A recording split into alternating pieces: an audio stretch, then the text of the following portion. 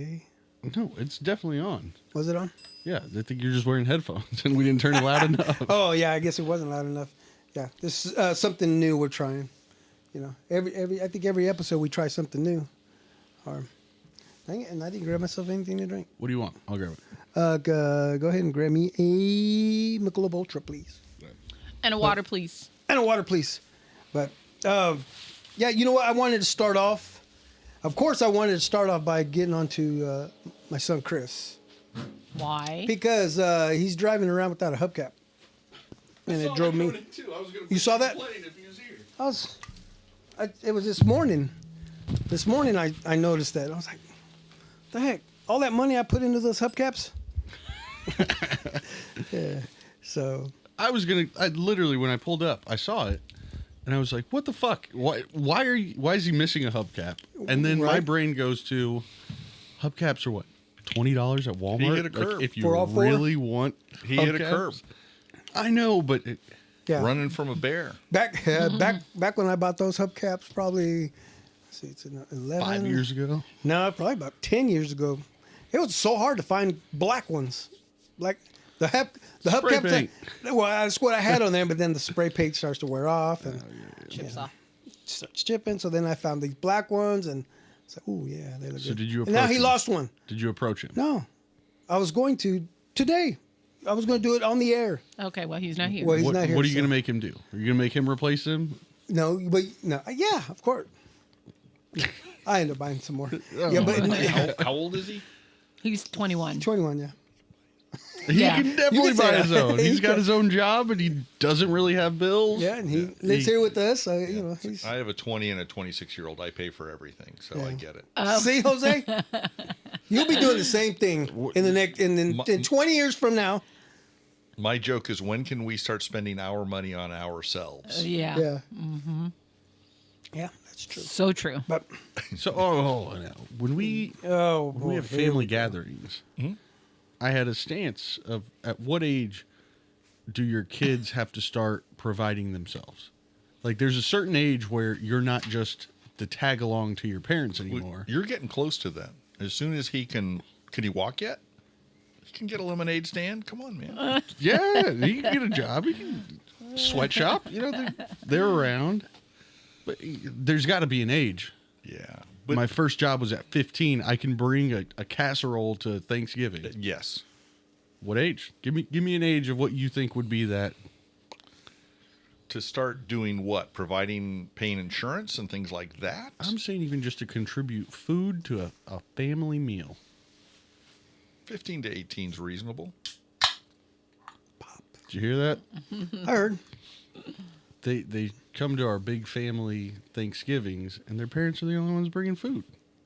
They got 4 kids all over the age of 18, and they're just the tag-alongs. Teach They're them the how to make a cobbler the or a plus pie. 4s. Exactly. Well, now Mark makes the potato. What's it called? The potato casserole. He's getting good at it.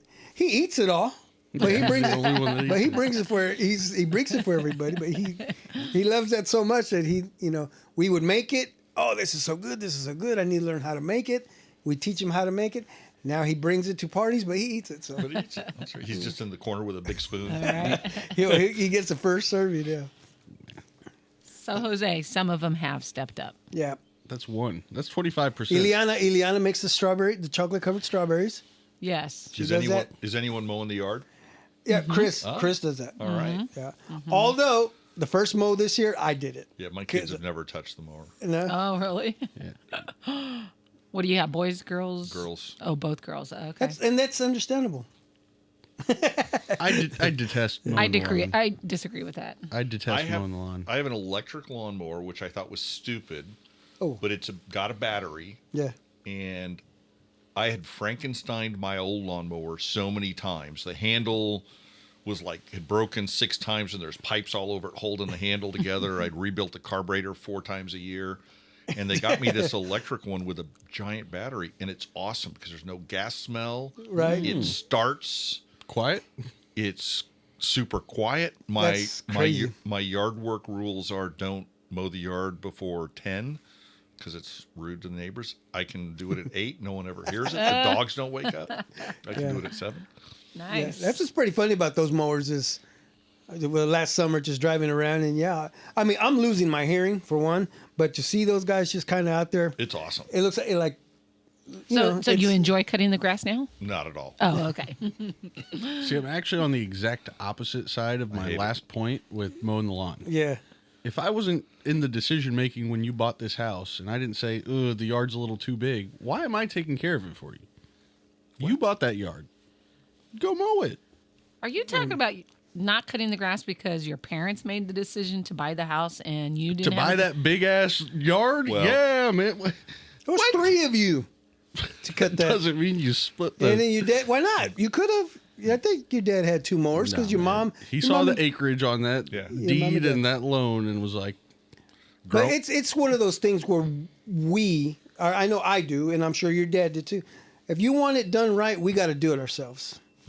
I don't know. Growing up, we had a half an acre on a corner lot. I still remember 26 steps across the backyard, and I have giant steps because we had a huge yard, and I did it for years since I was like 8.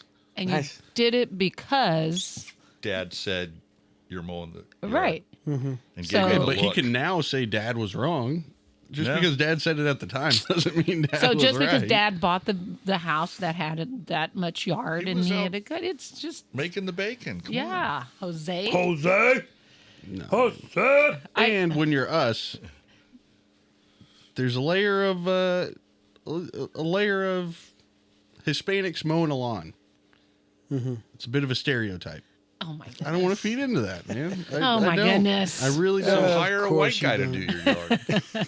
Yeah, there you go. Or you get nieces or nephews or cousins. Somebody who wants to make $50 to mow a lawn. Yeah, 50 might be kind of. Jose. I don't know. With the rates these days, 50 might be much. Only Jose. Where did we go wrong with Jose? Yeah. Anyway. Lawn's getting mowed. Yeah, this kid right here was my 3rd son until we started having our own kids. Did he mow your yard? for And you? no. Like, you never In mowed my gray? yard, have you? No. Did you? You think you have? I feel like I have maybe once. Okay. And Just to help maybe out you guys with were out of town or something, because I did hear when I got back, you were like, "That's not the shape or that's not the pattern The that pattern I'm in the mowing." Well, it's cut. I had a neighbor that did that. Did a nice. Specific. He did the cross cut, Oh. and he was out of town on vacation. I mowed it, Yeah. and I didn't get a thank you. You mowed my yard wrong. And his wife, whack. And he's like, I mean, thank you. Yeah. Yeah.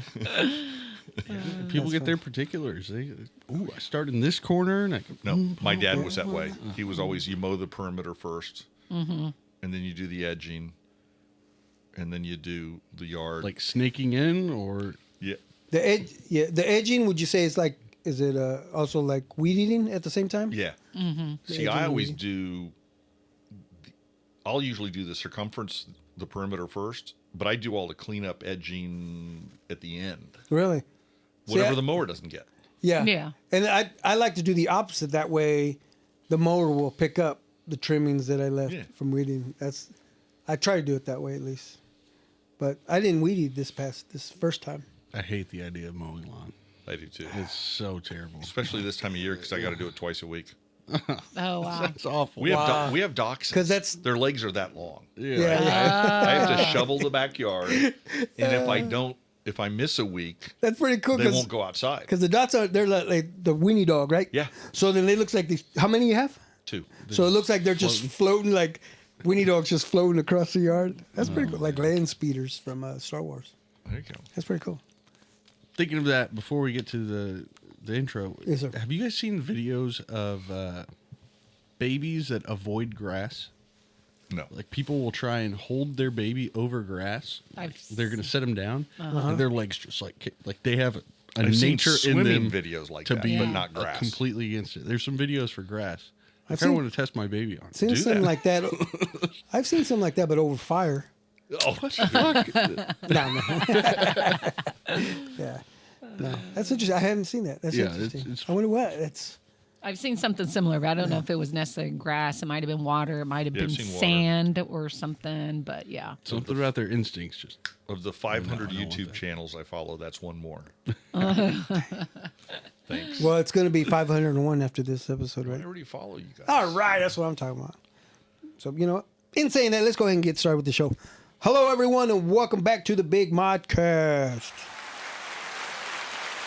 Thank you. Thank you. I am your host, Big Mod. Another episode. What number are we on, nephew? 141. 141. Episode 141. Not bad for a beginner. You know, got Sandy running the board. Jose, my nephew, sitting in the chair. But real quick, before we intro our guest, Sam, can you go ahead and play our sponsor reads? This podcast is sponsored by Quinn Concrete Construction. The company motto, no job too big or too small. Whatever your concrete need is, they have the experience and the professionalism to ensure a quality job every time. For a free estimate, call 913-279-1448. That's 913-279-1448 and ask for Joe Quinn. This episode is sponsored by Goal Fire Protection. With over 26 years of fire sprinkler experience, Goal Fire Protection has built our livelihoods on established relationships and providing quality fire sprinkler systems. From retrofits, remodels, service, repairs, new installation, and inspections, simple to the extreme, we can help you every step of the way. No job is too small or too big for our knowledgeable crews. For your free estimate, call 913-441-3390 or email us at gochoa@goalfireprotection.com. To drown it all out, Right. that it also hurts your ears while you're doing that. Yeah, I know. I work in a loud place now, and I have to wear earbuds. I listen to shows and whatnot. So. Yeah. And I listen to it very loud. So when I'm at work at auctions, it's loud. A lot of people on microphones, things like that. People will put in like AirPods just to do the noise dampening of it. Yeah, noise cancellation. And only hear the little bit that's left and help them focus. I don't know. Yeah. I just raw dog it. Speaking of focus, let's intro our guest. Ladies and gentlemen, please welcome our guest for the evening, Mr. Al Samuelson. Al, welcome to the show. Thanks. Thank you for I being heard the here. show many moons ago, told Jose that I saw him on it, and now I'm invited on. How about that? Nice. Oh, I forgot to give you your. Oh. Gotta bring those in. Yeah. But yep, thank you for joining us. Thank you for taking a break from whatever you do to join us as well. I'm sure you're a busy guy. I'm sure you had a lawn to cut, and you're like, you know what? I think I'm gonna take a break from that. I did. I told my wife, I said, hey, I'm going out to mow the yard, and then I just left. Are you? The Bronco is gone. The Bronco's gone. Are you like on a schedule now? Have you already cut it this? Yes. So you have. And And I you need said to you do do it it again. twice. Well, this time of year, I've got to do it twice a year because it grows fast. Yeah. And But is it like certain days? Yeah. Or What you just whenever you get the whenever I feel like Whenever it. you just- Whenever I can't avoid it any longer. And so you say you do it twice a week. Is it 2 days later or a day after or? Early in the year, it grows fast. Yeah. Whenever it kind of gets a little shaggy. Because especially earlier in the year, I've got zoysia, which still hasn't come in yet. I've got fescue, which grows faster. Yeah. So I just try to keep it looking a little Little more. nice. Is there Yeah. any Joneses with it? Like, do you have any neighbors that mow every 2 days and they're I making have- you look, or you're making them look bad? I have two neighbors that are incessant about it, and I don't care. Oh, I thought maybe there'd be some No. competition. Like, oh, damn, I got to No. get this going. I used to live at a house in St. Louis that between them and my wife she's like, you got to get mow the yard. We need more Miracle Grow for the peonies, for the flowers. There you go. Yeah, it was bad. Yeah, we were kind of like that. As soon as we moved into this house, 2001, it was a nice lawn, and we're like, oh yeah, now we got to keep up with everybody else. And of course, our neighbors on both sides of the house are, maybe they're retired. they're all retired, so they're out there every day, Every day. cutting their grass. And sometimes our neighbor over to our right, she's 3 times a week. Yeah, so we've got to keep. But I have one of those. I have a retired woman. She goes through on a mat on the ground with scissors, yeah, weeding. for weed. Oh, She will okay. be there for hours. man, That's wild. No life. That's crazy. Yeah. With the big floppy hat for the sun. Yeah. There you go, right? That's funny. Yeah, I just made fun of somebody wearing one of those hats, and then I ended up putting mine on to do it. But anyway, so real quick, born and raised in Casey Mo? Born in Seattle, raised here from the time I was like 2. But born in Seattle. Born in Seattle. Seattle, Missouri. Okay. Dad got transferred here when I was 2 or 3. And then... Work? Yeah. No. Grew up here. Lived in St. Louis for 6 years, Chicago for 3 years. Kept moving back, though. Loved going to Chicago. Hated living there. Too cold for too long. Too much traffic. You always need more cash because you've got to, when you go to a restaurant, you got to tip the valet person, the coat check person, the guy in the bathroom handing you the towel. All right. It's nuts. How long were you in Chicago? 3 years. It was miserable. Yeah, really? Did you get any bit of an accent? No. No. No. A little twang on the end of a couple words? No. But I remember we moved there in the fall. It snowed 20 inches in October. Oh. We didn't see the ground until April. So here we get snow, Yeah. and then it's gone in a week and a half. So you get the Right. fun of the snow, but it's gone. Yeah. It's just cold. I'm and now with I you. work for a company out of North Dakota. And it's 2 years ago I was up there. This time of year, they got 24 inches of snow. Bringing back those old memories from Chicago. Worse. It's worse Worse. up there. Oh, They have real worse. winter in North Dakota. Ooh. Yeah. But anyway, yeah, grew up here, grew up in Brookside, went to Border Star, went to Southwest back in the day. Okay. Big family? Parents were both married previously, so Okay. 2 brothers from my mom's side, one from my dad's side, and then a sister. So 5 of us. 4 of us grew up together, and then 2 of the brothers moved when they were in high school to live with their dad in L.A. But we all kind of, Yeah. I just was with one of my brothers and sister in Florida a couple weeks ago. Okay. Fun. Cool. So the ones that you grew up with, you guys pretty close? We weren't growing up. We all hated each other growing up. What's the age difference? Are you guys... My sister's a year and a half younger. My brothers are 6 and 7, and then 12 older. Damn. So Okay. so Different phases of life. yeah. But my sister and I, she was the only girl, so she hated all the boys. She blamed. We got in trouble for everything because we were boys and she was the only girl. And then, but now we're real tight. We're all pretty tight. Yeah, That's just good. not growing up. That's you good. know. So growing up in Seattle, how long did you stay in Seattle? Oh, just 2 or 3 years. Yeah, he was Just young. 2 or 3 Yeah. years. I've got photos, no memories. So no memories of these photos. Well- But those photos, though, doesn't it make you think like you did remember something back then?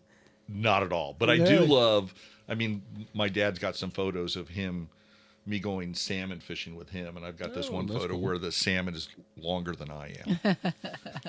Now, And of course, he's got a cigarette hanging out of his mouth because everyone smoked. did your families have family in Seattle, or they were just there for work? Like, do you have any association with Seattle still?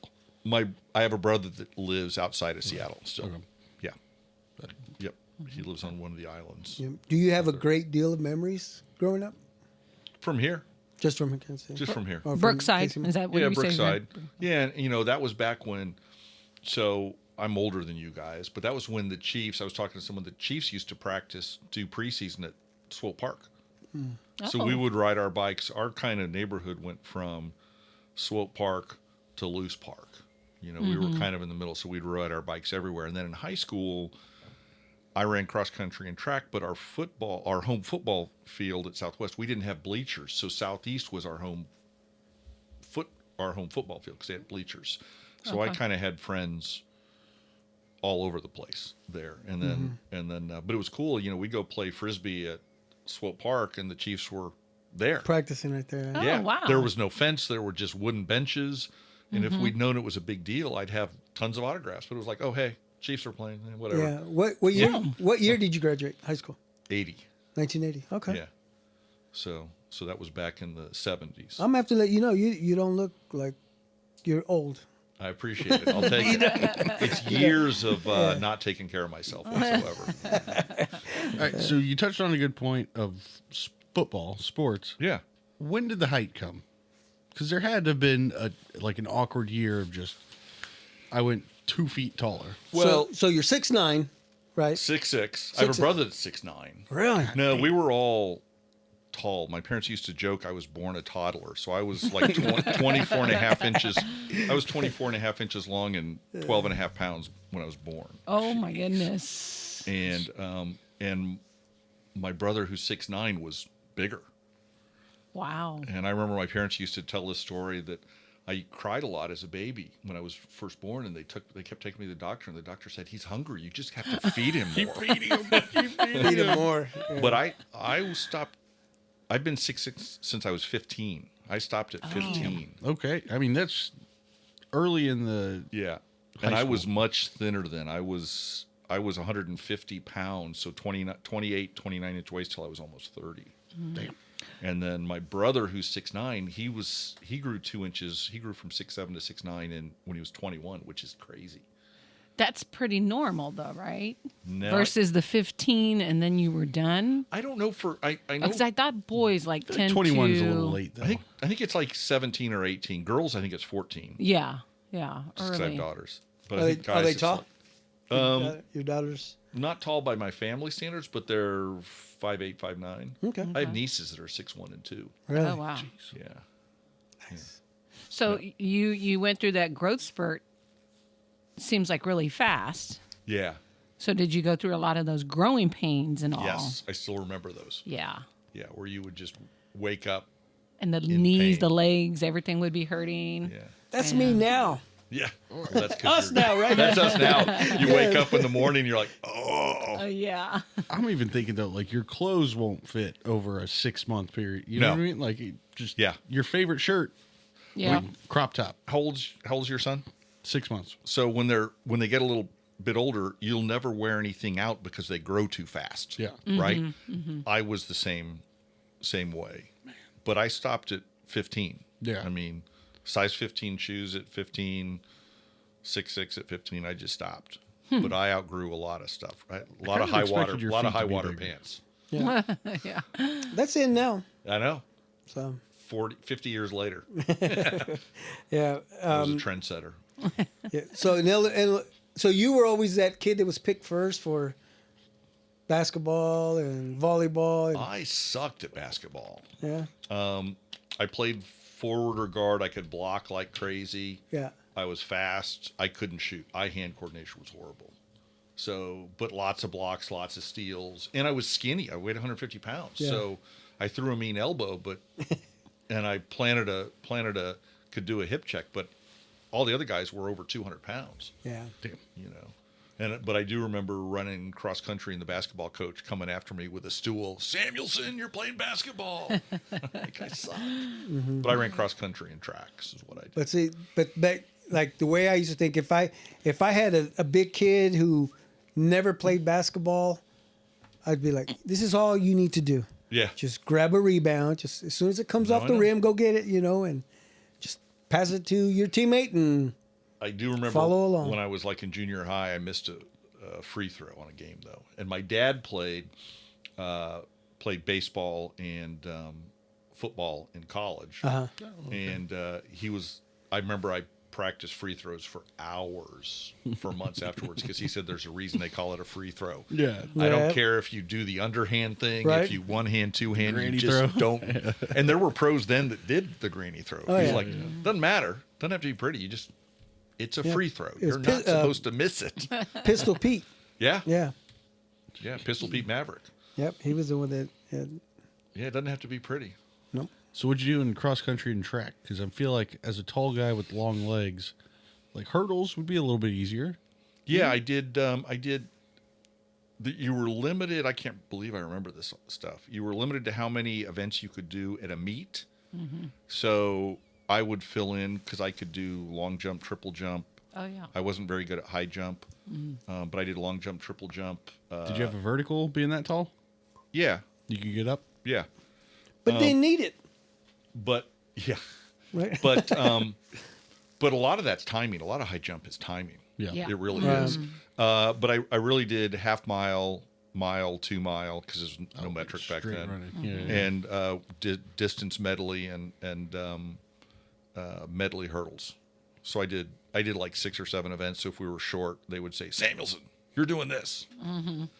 But I remember, so I went, but we had a really good coach who actually was a track coach, you know, because a lot of times who knows who the football coach is? It's like the history teacher or whatever. Right. And so we did a lot of, like, I remember we'd run to Loose Park and we'd do 220s uphill through the grass to get our endurance up. But the funnest thing I always used to remember is we would run for distance. We'd run to Bishop Miege, which is, I don't know, 4 miles away. And we would run through, this is back when you could do stuff and you didn't get arrested. You know what I mean? And we would run through Mission Hills, and we had a couple golf clubs in the creek by the course. And we would play 2 or 3 holes until the marshal. Some golf clubs. Yeah, just like, you know. And then eventually the marshal would, because there were no cell phones back then. There were no cameras. So we get 2 or 3 holes in before the marshal would come chase us off. And then we go taunt the Miege football team, and then we would run home. Oh. Sound like a hoodlum. Back when police had a sense of humor, they would be, go home. Yeah, right. Yeah. Now you get arrested. There really is a permanent record. Back then it was, you know. Yeah. In middle school, did you have a favorite teacher or favorite class? Do you remember? I don't really. Middle school was 2 years at Bingham Junior High. I don't really remember. That just a flew whole lot by, of huh? that. Yeah, that flew by. I mean, there's, you know, thanks to the miracle of Facebook, there's yearbooks and photos, and you know, Right. so I see some from grade school and some from high school. There's one friend I still see from high school that we have lunch together. That's good. Yeah, but and I like see that. some others once in a while, but there's one I still see on a regular basis. We've always stayed in touch. Does that school still exist? It's closed. Oh, okay. And it's come and gone, and I mean it's still there, and I think they were going to make it a charter school, and now I think they just voted on the last Missouri election to make it a specialty kind of a school. Oh, okay. Yeah, it was Okay. built in like the 20s. Yeah, So a it's lot of those schools in Missouri are old. Yeah, and I don't know if Southeast is still open, because Southwest was huge, but Southeast is even bigger. Southeast is over by Swope Park, but the same design and the same, Okay, yeah. you know. Same question for high school.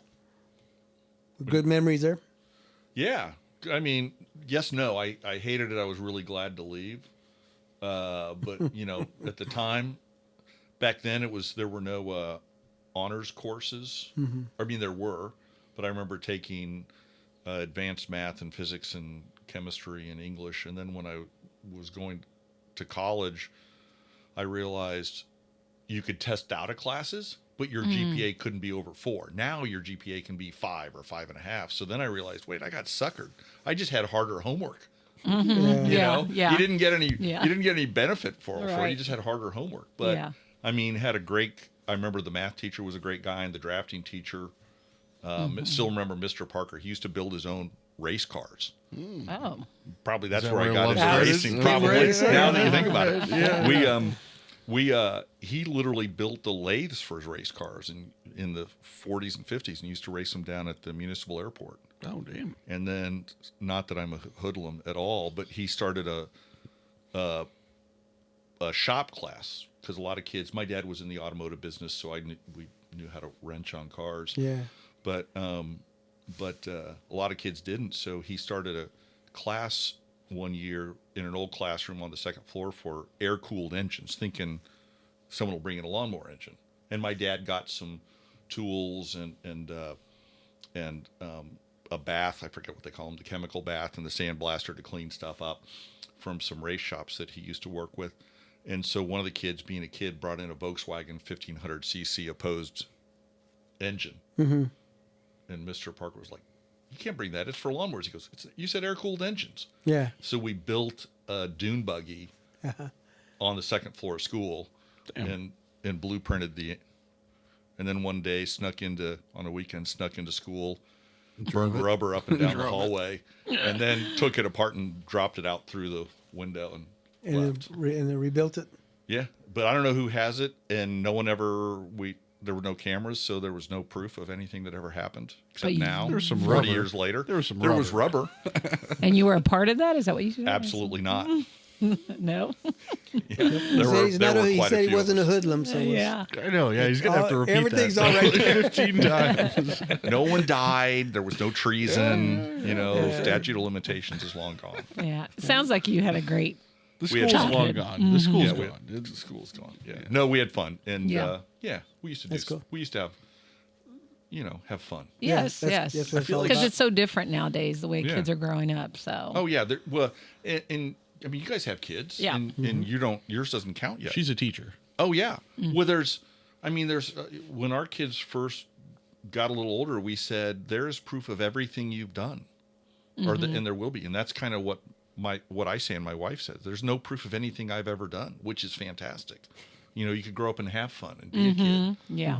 and there's no look at this. It's on social media or TikTok. It has Right. 12 Yeah. million views of you doing something stupid. I was going Right. to go the other route that schools and teachers just don't have the latitude to have ideas or to do things like that anymore. That probably wasn't very safe, but to be able to have an idea and come up with a new class that we're going to do in this empty room, like that just Yeah, I doesn't don't know happen that could anymore. happen at all anymore. No. And let's have some kid's dad just bring us Yeah. Bring equipment. motor. Who knows where it came from? Yeah, Yeah. yeah. It's not OSHA approved. It's just from a race shop in A Western chemical Kansas. bath? Yeah, sure. Come what on, could go a wrong? chemical Well, that was back when you could go get rocket sets and chemistry sets at the dime store or hobby shop, and you could actually make explosives. Yeah, you can't. None of that stuff Yeah. exists anymore. No. hoodlum. Yeah. Straight up. No. Straight. Well, I think with the What's the what definition? is of it hoodlum? that Ricky does? What is that called? Librarian. No, at home when He's a 3D 3D printing. You can get into printer some artist. Well, that kind of creativity now totally is, and there's makers fairs. Vijay. He's actually the one friend I still see from high school. He's an inventor and he has tooling, and he's actually has helped and mentored people at some of these makers fairs and some of these outlets around Okay, here, yeah. which is cool. That's actually, I didn't think about it, but that's kind of the evolution of that kind of thing. right. Yeah. Was he there That's pretty cool. for the dune buggy? No, he wasn't in shop class. Just try to lay it. I'm Get the lay of the land. surprised he wasn't. Yeah. So speaking of you not being a hoodlum, did you have a nickname back in the day, or maybe they still call you now?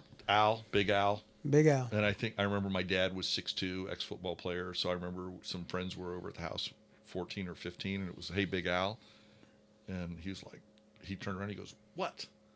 Okay. He goes, no, your son. He goes, I'm Big Al. He's Little Oh. Al. So it was Little Al till at a certain point when I was taller, it kind of evolved into Taller Big than Al. him. Gotcha. Yeah. It's fun. So it was Little Al when I was. There you go. It's funny you say that because, I'm Big Mod Yeah. for short, right? So they call me Big Mod, and my son is Little Mod. And then I made some T-shirts that said Big Mod, and my dad says, "Hold on, Yeah. I'm See? Big Mod." See, he did the same. He did the same No thing. We're like- respect. And then where'd Mod come from? yeah. So Mod we use it as short for Mario in Spanish. Okay. So my name is Mario.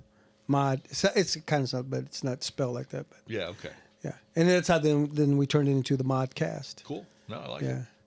Thanks. Yeah. Yeah. Are And you- then we use it So for now I'll call you Little Mod, Medium Mod. and the media Mod. Yeah. Are you technically a junior then? I'm a Or Are you junior. further in the line? No, I'm a junior. Oh, okay. And if we'd had boys, it would have been a 3 sticks. But Yeah.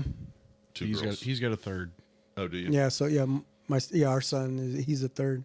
Yeah. Alan Arthur Samuelson Jr. So I joke I'm normally Al. I'm Alan if I'm in trouble. I'm Alan Arthur if I'm in real trouble. Yeah. Yeah. So your niches are AAS. Yes, close, but not there. That was I know. really- you knew where I was going. That did cause some grief in high school. People tried that. I'm like, yeah, whatever. So our second boy Marcos, growing up, or he was a little kid, and he said he had a friend named, he used to call him Ass, but his name was, what was it, Ashish Yeah. or something like that. But Marcos would say Ass, Yeah. Ass. I'm like, okay, yeah. And we still The this first day time we heard that, it was just, whoa. dude, we what? still talk about Yeah, it. there's some awkward names out there. But it was really like know, Ashish or something like that. I know an Osman family, which is spelled Assman. It literally is. And then when I lived in St. Louis, one of the big wealthy families' name is Greasy Dick. You know, I just can't imagine grade school, junior high. I know. Yeah, just the name. And if your name was Richard or Rick, they still wanted to call you Dick. You know. We're all children. Your wife's just shaking. Come on, guys. Get over it. I mean, it's a name. It's a name. Any pets? Did you have a favorite pet growing up? We just had dogs. It was funny when my two older brothers lived with us. I don't know how my mom was the most patient person ever. My two older brothers, they moved out when I think my sister and I were probably 6 and 7, so they were in high school. But I remember having rabbits, alligators. We had a bat. We had birds. We had monkeys. Really? Oh my goodness. My brothers would just show up with stuff, and Mom was like, okay. Nothing ever really lasted. I mean, it was like a couple weeks or a month. Oh, okay. And then it was gone. I never know what really happened to it. We just had dogs. The dogs, yeah. Yeah, and we had random dogs. So collie, terriers. I remember my wife has only ever had dachshunds. We were talking about dachshunds. Oh, okay. Okay. And I joked that when we got married, the vows were to love, cherish, and only ever have dachshunds. Because ever since we've been together for 40 years, that's all she's ever had. Okay. Yeah, it's crazy. Yeah. But that's not the kind of dog. What kind of dogs did you have? Yeah, like I said, we had a collie. My first one collie, was a collie, okay. and then we started going to Lake of the Ozarks a lot after she died, and that was back when the lake was just small, when you could just go there and it wasn't chaos like it is now, you know. And then they got a wire-haired fox terrier. Mom and Dad did, and then I didn't have a dog for a long time, and then when my wife and I moved in together, we took the family dog. Okay. The collies, I don't think are around anymore, are they? Are they extinct? No, this was a full-size collie. No, I'm sure they're still around. They're just not as the for new... people who don't know what a collie is, this was Lassie, correct? Yeah. That was the type of dog. We you had want to one. explain what Lassie is? Because most people don't know. I know, yeah. Jose. I don't know that I've ever seen Lassie. I know of Lassie, but I've never seen it. So it was a collie. Lassie, Timmy's in the well. Yeah. They have to put Lassie down or something? Yeah. But Yay. Did they? no, that was Old Yeller. That was that was from the movie Stripes. Who died when they killed him? Do you know the movie Stripes? No. Yeah, yeah, I know. Usually it's a young crowd in here too. So Yeah. But a collie. We had a collie across the street. Cousins of mine lived across the street, and they had a collie. Yep. Her name Very was, long Her name was hair. Misty. Well, there wasn't any collies. They were males, were they? How did they make collies? No, same way. You still don't know that? Come on. No, they're all females. Okay, off camera. Kill the mic. We have to. Yeah. No, We'll edit that out. They tend to be. I think they tend to be pretty inbred. I don't see them a lot. They're pretty high maintenance because the really long hair. Yeah. Yeah. See, and I don't even know if you. So the collie was an indoor dog. Outdoor dog. Okay. We had see? a big yard. Okay. See, so yeah, back then in our days, all dogs were outdoor dogs, right? Every dog was an outdoor Right. dog. That's. I lived in KCK, and all the dogs we had were chained up. Yeah, we had them chained up, and always outdoor. It could be 5 below, 10 below, and they figured out how to do it. What part of KCK? My grandma lived over in KCK. In Argentine. Oh yeah. Yeah. Argentine. Yeah, Remember I lived off of 15th Street there between Metropolitan and Ruby. Yeah. You know where Art's Tortillas is? Yeah. Art taught my mom how to make taco shells. Really? So I grew up eating Art's tacos, or how to make tacos, where you fry them flat and you put the meat in. So when I went to Florida 2 weeks ago or 3 weeks ago to visit my sister, one of the mandates, I took 18 pounds of food. My luggage was overweight, and it was Art's tortilla shells. Someone bought them because he passed away years ago. Okay. Art's tortilla shells, when I bought them warm out of the cooler in the shop on Kansas Avenue. Yes. Yeah. Nice. So spent a lot of time down in Argentine and in that whole area. Argentine and. But your grandma was where? My grandma was up. I don't remember the neighborhood. It was, where Fritz's Hamburgers is. Oh, the so railroad over in Central then. thing? Yeah, in the She was Central up area. there, and down behind her she was up over the railroad tracks because you could hear all the railroads. I don't exactly remember how to get Yeah, there. that would be in Armourdale. Yeah, she was in Armourdale. Yeah, Armourdale. That's where she grew up. And then Yeah, are you my familiar? mom grew up in Wyandotte County. She grew up in KCK too. I don't Where want we're at. I didn't want to walk on that story because it was a great story, but this is not what I imagined. Oh, the I looked collie. up a collie. I was like, what the fuck are they talking about? That is not what I imagined when you said Lassie. Well, that's what. And can you imagine brushing that hair, especially when it's an outside dog? That looks awful. It was horrible. Yeah, That's why the next dog we got was a wire-haired. I didn't know that terrier. Lassie looked like that. Oh my god! Really? Yeah. Yes, the collie, yeah. Disconnect. Long Complete nose. disconnect. Yeah. Yeah. I don't know what I thought.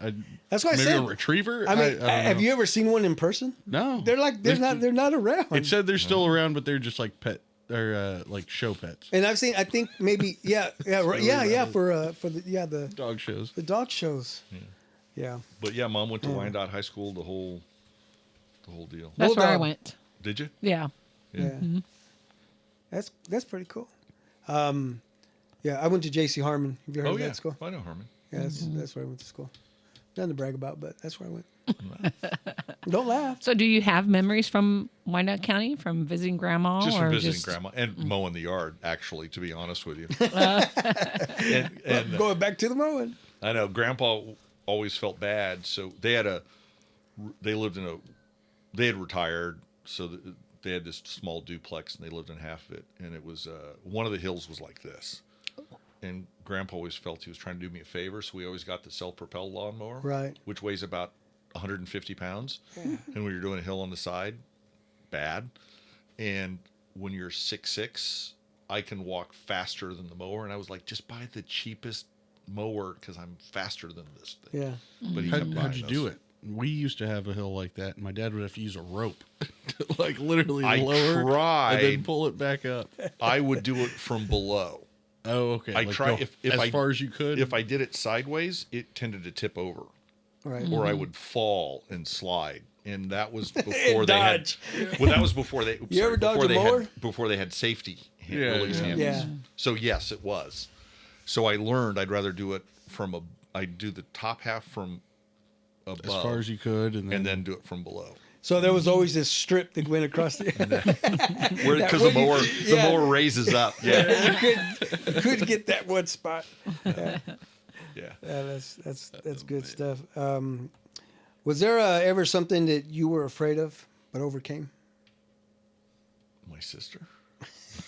Good answer. Good answer. It's up there, Steve. Oops. Sorry. No, I think we were all pretty fearless growing up. Yeah. I mean, I think I climbed every tree, and I'm so disappointed. I took my 20-year-old when she was like 8 or 9 to Loose Park to go climb trees. Okay. They've cut every tree branch at least 12 to 14 feet above. I've climbed and fallen out of probably every single tree in Loose Park. Our house was 2 stories, but it was on a hill, so the backside was 3 stories over concrete. And Yeah. I painted that, cleaned the gutters, so I don't think you're 40 feet off the ground over concrete, and it's not. I don't think I was afraid or anything. It was just not smart enough to know I probably should have been safer. Yeah. And we would jump off the fences and run through people's backyards, trying not to get bit by the dog. So you never want to be the last guy. Right. No, just I don't know anything. I guess this actually Jose's not going to believe this. Have they anything to do with lawnmowers? I was really shy growing up. Oh. Do you believe it, Jose? not at all. Yeah. No, This guy likes to talk. when A shy hoodlum, really? I remember my mom came back from a parent-teacher conference in high school, and she goes, "I'm confused." She goes, "They say you don't like to talk to people. You sit in the back of class and you're really shy. You talk at home." But I go, "No, I was always just kind of shy." Yeah. And I don't know how I overcame it. At church, I used to be a lector, someone that reads. So when you're up in front of 1,000 people, you just kind of get it. And then now I'm in sales. You do sales meetings, but I've done that for a long time. Mm-hmm. But I was really, really shy growing up. Yeah. And now I'm kind of... You don't know like a turning point or No, it was maybe somewhere... words of wisdom or something that triggered that? No, I think it was. I think someone once said, "What's the worst someone can say?" Is no. Yeah. And then I was like, huh, okay. Yeah. I was always afraid of someone saying no. And the reality is, hey, can I do this, or can I have this, or do you want to do this? The worst they can say is no. It's like, okay. Yeah, I've heard that a lot. Yep. All they can say is no. Yeah. Just ask anyway. Right. Might as well. Yeah. And I even, when people ask me for things that are not even reasonable, I'll even say, I love that you're asking. Yeah. But the answer's no, by the way. Okay. Not a chance. You can love that phrase, but there's also it's better to ask forgiveness than permission. And I have known to, I do that as well. Touched on that one too. Yeah. My guardrails are a little more flexible than maybe more people's are, Sure. But yes. But you also need to know what dogs not to kick. Right. Yeah. You know what I mean? For sure. Yes. And I've learned those a few hard ways in the past. Yeah. But, and I also remember I worked for a guy in the restaurant business in St. Louis, Andy Guns, that I love. He had all these sayings all over, and he had notepads. And one of his phrases he had was, don't be part of the problem, be part of the solution. Mm-hmm. And his thought was, don't just say this sucks. I don't like this idea. Come up with a better way. Mm-hmm. You know, if you don't like the way we do something, I don't care. He was like, come up with a better way. Right.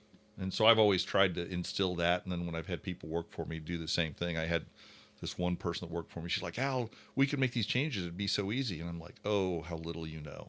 Right. I didn't say that to her. I said it in my head.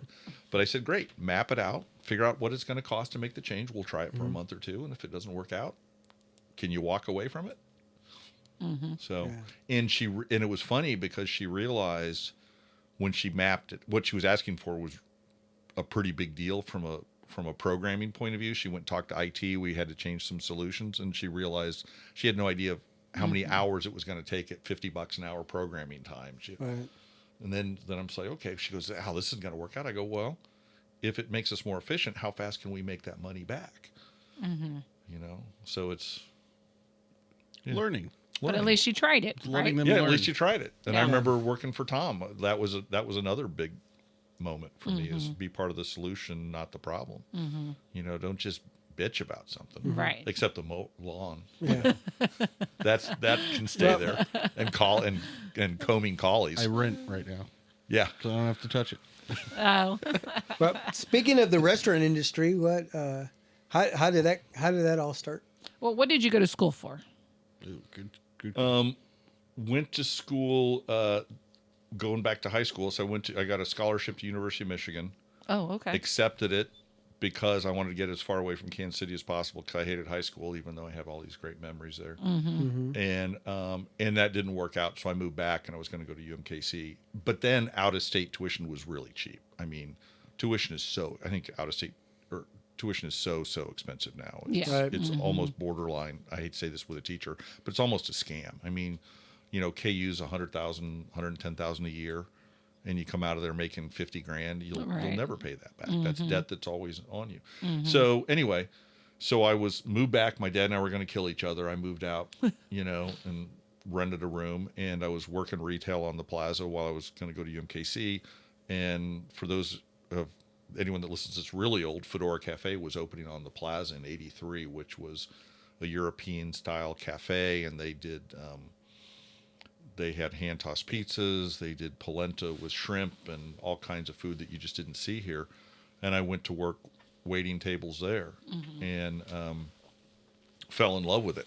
And then we had a wine steward at the time, and at the time I kind of joke, I drank beer and tequila. I still do. And so we started taking wine classes, and I remember she was doing a seminar, and she goes, anyone know what this wine is? And I said, I think it's 79 Jordan Cabernet. And she goes, yeah, whatever, Al. That's what she said. Exactly that laugh. And she goes, how do you know? And I go, well, I poured a bottle for someone a couple weeks ago, and I remember these flavor profiles. And she goes, damn it. I'm like, what? She goes, you're right. Yeah. And so then I became the assistant wine steward there. And then when Plaza 3 remodeled from French to a steakhouse, which is all anyone remembers it by, I was one of the two wine stewards over there. And then I went to the American and redid their wine list. And then I went to work for a distributor. So a distributor is one that sells other people's products and calls on restaurants and retail. So I did that for a few years. And then... so did you ever make it to UMKC then? Not really. Okay. No. Okay. I went there a little bit, but not really. Okay. I kind of went down this path. And then I became a supplier, which means, or a manufacturer's rep. So I worked for Kendall Jackson Winery, and then I worked for I've only worked from home. I mean, I've only worked out of an office once ever. So people that drive every day, I don't know how you guys do it. Yeah. Oh, right. My commute is 20 seconds with a cup of coffee or getting up at 3:30 to catch a flight and drive into the airport. Yeah. So, yeah, so I worked in the restaurant business for a long time and just absolutely loved it and couldn't imagine doing it again, though. I mean, those are hard. Oh. That was back when there were no rubber sole shoes. So you had dress shoes with leather soles and on Italian marble. I don't know how I could walk. Wow. Yeah. But it was fun. So I worked there, and then in St. Louis, there's a restaurant called Annie Gunn's that I worked there for a while. They were open. They got flooded out, and it was 10-table restaurant. And then he asked me to come work for him because I was one of his sales guys because I like to talk to people. Remember, I'm shy. Yeah. And I think the restaurant business though really helped me make, because I was still kind of shy, but really helped me make quick associations, quick connections with people. When you walk up to them, oh, you have a KU Valuable, shirt on, quick or connections. yeah, Yeah. Brooks Brothers hat, Oldest Golden American Fleece. clothing. yeah, Yeah. they invented the button down. So these restaurants, did you hit the kitchen? I never worked in the kitchen. No. No, I would do prep and I would do help. I worked for Paul Corey PB&J. I was never worked in the kitchen. I don't know why. It's probably too damn tall. I'd hit the hood. Yeah. You know, blood would be everywhere. Although I did grow up on stitches and tetanus shots, I think. Yeah. But I'm on a cook team now at church. You know, I'm in the nights. We just served 3,500 people. We have meetings once a month, cook for 80 people. And then I brought barbecue in a few times. Have you ever had the pulled pork? Yeah, so we have never work when you give away food. Well, yeah, we all make choices. But I like to cook. Yeah. And so, and you can tell. I mean, I actually like to eat. Cooking is how I get there. Yeah. Yeah. So you cook at home? My wife loves to cook. Okay. And one of the things that I'm not, as the girls have gotten older, is I get kicked out of the kitchen because I love doing the prep work. Okay. Kel is an amazing chef. She's never worked in the restaurant business, but we'll eat out and she can dial into how to make something. And she always tries to make it the same and then try to make it a little better. Oh. So we always try to dial in first, and she's a genius at it. She's really good. And she's, I don't know why I'm shifting back there, but going back to Art's Tacos, Okay. I always joke, if you cut me, I bleed Mexican food or barbecue. I mean, absolutely love both. She's half Navajo Indian, so she will make fry bread or flour tortillas. Nice. Her flour tortillas are the bomb. Yeah. Cool. Yeah. So then if you're, If I'm really good, I get flour tortillas. yeah, I was going to say your grandma grew up in Armadale, so they had ninfas. Yeah, Nymphas. I had lunch there a couple of weeks ago. Oh, and, okay. And I bought some tortillas because Yes. they still do them by hand. Yes. Okay. San Antonio Market does the machine. They're okay, but they're not. Nymphas does them by hand. Yeah. The Nifas, do they still have the The butter parquet. Yeah. Yes. still on the table? So we would grow up. Mom would bring home from We're gonna have Arts. to explain to Jose this. I all don't know what this. the fuck you're talking about. Go ahead. Keep going. Keep going. It was a Keep thing. going. It was a thing back in the day. So Yeah. Mom would. We only had corn tortillas growing up, and so Mom would bring home the corn tortillas in the white butcher paper. They would still be warm, and we'd put parquet margarine in a squeeze bottle and sugar, and roll it Oh. up. Damn, you even did the sugar. It was good. Okay. It was good. I could never. I wasn't the sugar guy. I couldn't. But the butter was good. And then when I went to Nymphas the first time, like 15 or 20 years ago, they had parquet, and I'm like, holy shit, this is awesome. This has brought back the childhood. Yes. I felt like asking for sugar, Somebody but I grab thought the it'd be too sugar. much. I know. I thought it'd be too much. But that's the only place I've ever seen it. He's like, I was like, maybe I have a sugar pack somewhere in the Yeah. car, in my wallet. But they do make them by hand, and so I drive down there a few times, maybe once a month or so, and usually I buy them at San Antonio's market, the Okay. bigger tortillas. And then, but sometimes I'll stop at Nymphas to do theirs too, because they Okay. don't last as long. Yeah. They just never last as long. So you gotta. No preservatives. Yeah. Well, there's none in San Antonio's either, but it's just the machine seems to last a little longer. Nephew, have you ever had a flour tortilla and then put butter on it? Butter, yeah. Like rolled up with butter. Yeah, okay. So that was the kind of thing that in Ninfas, you would order your meal and they would bring out tortillas for you, and the butter was right there. And Well, it was, was butter. it the- Who knows what it really well, is? it's true. It's too. yellow. Poured on, and It's like, yeah, we it's still like do Aunt that once. Jemima's maple syrup. Yeah.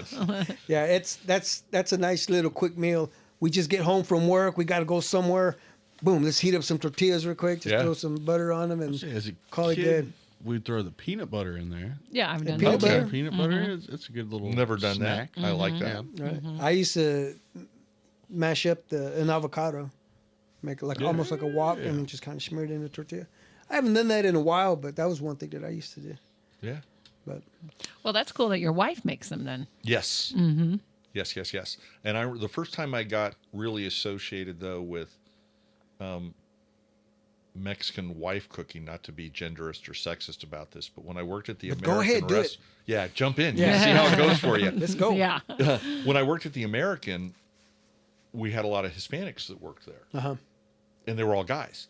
And we had a employee meal beforehand. And their wives would bring them tortillas and peppers and now ceviche and stuff. And I'm like, holy shit, that looks good. And I started eating that, and I'm like, ceviche. oh my god, I know. and like I love going to Jarocho too, but it's so expensive. But seafood's expensive. But that's where I first got. I mean, because I only had tacos that my mom made. My mom was a white lady from Oklahoma, but I just happened to have good ones because Art is the Right. one that Showed her how. showed her how to make them. And then when I met my wife, my girlfriend, her mom was full Navajo. She made them the same way. Those were the only two places I ever had them like that. You know, because I grew up in Brookside, so it would be those preformed tortilla shells, which were like, what is this? Yeah. This is not. We're having Mexican food. No, what is this? Yeah. So that is our dilemma right now because I know you're talking about Arts, but Perez Yeah. tortillas, I know. they just went out of business, know. and that was our go-to Ours tortilla too? to do our shells. Yeah, if you want the lazy, not saying you're late, but if you want the fast, I would buy them too, and I would make taco meat, whether it be out of bison or hamburger meat, because again, I work from home, so I'm kind of a bachelor, and they were good, Yeah. and they're gone. And my sister in Florida wanted me to bring down, and I'm like, yeah, they don't exist anymore. I She's know. like, no, I saw it on Facebook. It can't be true. I'm like, it is. Yep. I know. Yeah, right when that news came out, everybody just started buying them in bulk. I know. And, I mean, we did the same thing. We went to Price Chopper. Luckily, that Price Chopper not too far from here. Oh, are you Sold guys them. by the one on Row? No, Wait, there's we're here. one Shawnee Mission There's Park, one a right? little bit closer. Oh no, but there's one on Row one that on has 50-person row yeah. that's got a bunch of great stuff. Yes. Yeah. Yes. They've got a pretty that- large Hispanic. Yes. That's the Price presence Shopper. there. Yeah, that's Yeah, the Price a lot of Chopper great we call heaps the. of cheese and Yeah, we call that the Hispanic Price Chopper. it really Yeah. is. It Yeah. is, yeah. Because I think they make their tortillas there. Yeah. In I get red chili there because I like making red chili because I live in Leawood. I swear I'd never live in Kansas or the suburbs. I live at 119th Street. yeah. And they have red chilies there, but they're always dried out. So at least I know they're dried chilies, but Yeah, they're brittle dried out. yeah, I said white people. I know. yeah. As far as are you a wine drinker? I am. Yeah. was You it? didn't mention that with the Yeah. tequila and beer. Yeah, Well, yeah, I said I got into the wine business. yeah. I Like mean, a you got wine. into the business, but that doesn't mean that you drink Oh, wine, yeah. right? Yeah, no. So I've been, It's What's your go-to? yeah. to be honest with you, If you had to go, like, If you want to lie, you can too. champagne. I love bubbles. Yeah, Yeah, I love bubbles. I love bubbles, and I love. Really, now I kind of wander all over the place. I just stopped at Vintage 78. I always get the name wrong. Michael Scherzberg's place in Old Overland Park, and they've got a great wine selection. So I'll just say, hey, here's what I'm feeling like. Like I stopped in last Saturday, and it was hot, and I'm like, I feel like something crisp, maybe something Alsatian or whatever. And he's like, I got some. So now I've been in it so long that I'm okay letting other people that I know and trust pick those things out. I love Rhone wines. I love Zins. I love big, hearty, spicy, kind of funky reds. I love bubbles. And in my new job, I used to fly Southwest all the time. And with the new airport, I flipped over to Delta because I'd been having some bad experiences on Southwest. And I've got we'll beep that. Huh? I said we'll beep that Southwest. Oh. Okay, sorry. We'll have to beat that. No, I'm kidding. But Delta with the new airport, I got the credit card. They have a lounge. Is there a Sky Club there now? There's a Sky Club there. There you go. And I know there's this one woman that works there from Atlanta. So she's like, how you doing? And I'm like, Atlanta. I can never remember her name. I think it's Leah. And so I'm not traveling that much this year, but the last 2 years I was gone a lot. And so they have an open bar. So they have food. They have an open bar. Mimosas are free, but for miles or dollars, they have basically retail pricing. So if you want a really nice glass of wine, you can get it for retail, not restaurant pricing. But what's the cost? it depends on what it is. But Okay. but you can get a half bottle of Laurent Perrier champagne, which is a French champagne, which is like $30 or $40 a bottle for 2,400 miles. I've got 400,000 miles. Oh, nice. Who cares? You know, Yeah. you can get a bottle of Bollinger. I had a bottle of Bollinger Rosé a couple of weeks ago in Minneapolis. I had an hour and a half layover for 9,000 miles. Again, I have 4,000 miles. Who cares? Right, yeah. You know? Yeah. And so if I've got time, I'm like, yeah, give me a bottle of champagne. Keep it in the bag. You just drink it out the bottom, right? Well, it's just right there.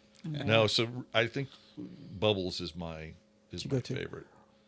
What's the deal with what's the champagne and orange juice? What's that? The Mimosa. Yeah, I don't get it. It's good. Yeah, Yeah. Zay, Have you tried I'm it? diabetic. I've tried it There's once. no good. Yeah, well, so am I. But I like mimosas, but So have just- champagne and vodka. It's kind of the same thing. Just kidding. champagne and vodka. Oh man, hold So on, I what- had to think about that for a second. it's the hoodlum coming out in them. And here's the weird thing though about liquor laws in airports is every airport has different rules. So like I was and there's always different drinking rules in airports, right? Yeah. At 6 a.m, who cares? Give me a double Bloody Mary or give me, there always is. And so in Atlanta, I don't think they can serve till 8 o'clock in the morning. Okay. That's They still pretty good. can, but they can give it away for free. So the mimosa are free. So if I have a mimosa, but if I had a couple hour layover, I said, hey, I want to have a bottle of champagne. They go, I can't do it because you have to charge for it. We can't charge it. We can give it away. Liquor laws are the most insane thing there is. Okay, so you're talking about liquor laws. How is It's the nuts. whole new tariffs and all going to affect the wine business? I keep seeing that. Yeah, tariffs are going to F everything up. Right, 'Cause- because a lot of the wines are not from here. Is that yeah, right? So Well, they've got California champagne. sparkling wine. Champagne is a specific region. Thanks. Yeah, so theoretically, I think that I don't know exactly how the tariffs are going to work. Like on my end, I work for a Bison company. We think Bison is exempt due to a weird loophole in the law because it's an indigenous North American species, but we haven't had that yet. But with wine, so let's say something costs $10, right? That's FOB, freight on board. That's the cost leaving wherever, and I don't know if you know this or not. So that's the cost of leaving the location it ships from is FOB. Landed or laid in is the cost plus freight, right? So if something, like when I would work for a California company, something was $100 a case, it costs $250 a case to bring it to Kansas City. So the distributor who then sells the product to restaurants and retailer, they base their margin off 102.50, not 100. So they're making margin on something they never touched, which is freight. Which is, so if now you're adding a 25% tariff to something that's $100, now it's 125.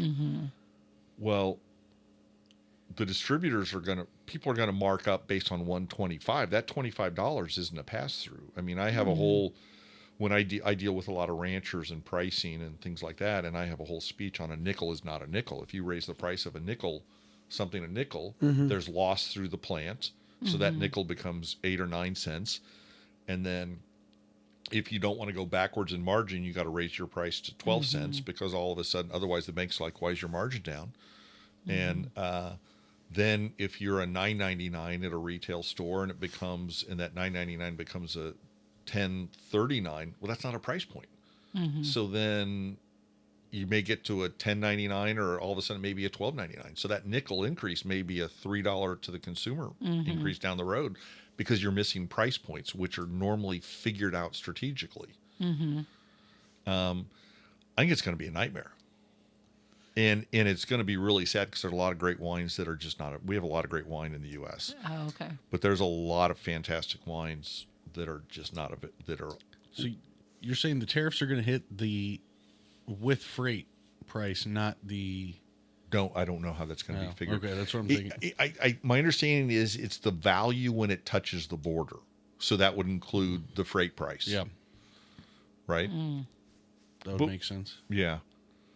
It's going to be a hot mess. I'm thinking of it in the business sense of like everyone's also going to like they're going to try and add their margin up. Oh, they are. Well. They're going to margin up on top of that tariff. They're that's also what I'm going saying. to margin up. That's my nickel. It has to. They have to margin up because the banks are going to say, "Hey, you're at a 20% EBITDA now. You're at a 14. Why? Well, because of tariff. They don't care. Yeah.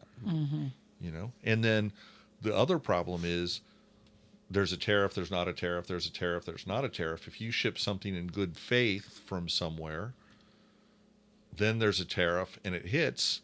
No one's made. Yeah. There's a lot of I love supply chain stuff. I like really kind of weird arcane things. And of the 500 YouTube channels I follow, some of them are literally shipping channels. Oh my. I don't know why. But there's already talk of quite a few freighters from South America and Asia turning around and not showing up because who knows? who knows? Right. And they don't want to pay for it. And No. but it's got to be paid by the sender, but they will pass that on through. And I don't know if anyone's heard of AliExpress. They used to get knockoff sports jerseys on there. I love AliExpress. I got this one. Anyway, and there's on Reddit, there's all these comments of people are getting tariff bills from the U.S. government for something that went through that they bought for $50 on AliExpress. They're getting a bill for who knows No what. way. Yeah, way. Damn. But as the purchaser, not a lawyer, hashtag not a lawyer. I don't think we're responsible for that because it's on the sending company. I feel like if you already agreed on a price, Who knows? But the government sends you a bill, says, "Hey, Jose, you owe $12.50 on this." send that to Mr. Ali. Yeah. And of course, people on Reddit are saying, "You don't know that. Ignore that. Tear that shit up." Yeah. Okay, great. That's Reddit. But yeah, so I drink a lot of wine. I think so. I've got an answer to a question you didn't ask. Is when my daughter, 26-year-old, turned 21. She asked, I think this is hilarious. She goes, "Dad, do you have a go-to drink?" And I said, "I don't know. I like all kinds of different stuff." My wife found a photo of me at the park in front of the Nelson in the 80s when I worked at Plaza 3. So I'm in shorts. There's some Amstel lights and, a cooler, which Amstel light doesn't exist. Some Michelob that doesn't exist. Pouring with a bottle of Bombay and a martini shaker, pouring into crystal martini glasses. And my dad's crystal martini glasses from the 50s. And we still I like drink some Bombay. Yeah. We still drink Bombay martinis at home. So I guess I've been drinking it for 40 years. So I guess that's my go-to drink. I don't like Bombay Sapphire, but regular Bombay. But crystal martini glasses, shaker, Yeah. it's kind of funny. And so this picture goes back to what was the 80s. We were some of us going to the park in front of the Nelson playing and Frisbee. Okay. Pouring up martinis. And that was your drink. Yeah. We were we had some wine and some martini and some beers, and we're just playing Frisbee. How do you respond when people tell you that gin tastes like a Christmas tree? It does. It's juniper berry based. Or juniper based is one of the seasonings. It's such a hard thing to introduce to people, though. Same with Scotch. Same Isle of Malt Scotch tastes like a wet Band-Aid. I had a Lafroig the other day. Good description of it. I was at Dodson's. I like Dodson's in Waldo. Have you guys ever been there? Cosmo Burger. They make great burgers. It's Dodson's. It's right at right across from Waldo Pizza. Great little bar. Adults only. So if you come in with your kid in a stroller, you got to leave. Unless you're there. He's got to leave. Yeah, he's got to leave. Just leave the kid outside. But I was kind of in a cranky mood, and I said, "Give me." They had a Lafroig, which is an Isle of Malt Scotch. So Islay. It's a small island, and so there's a lot of salt from the sea air in the peat. So when they use the peat to smoke, I think I could be totally wrong. When they use it to help distill it, It sounds right, so just keep going. You're in front of a microphone. Everything's right. We say. and it's just like, well, I saw it on the internet. It's got to be right. Right. But it's got a big iodine kind of wet Band-Aid smell. But so for me, it's kind of you drink it if you're kind of in an angry mood. Yep.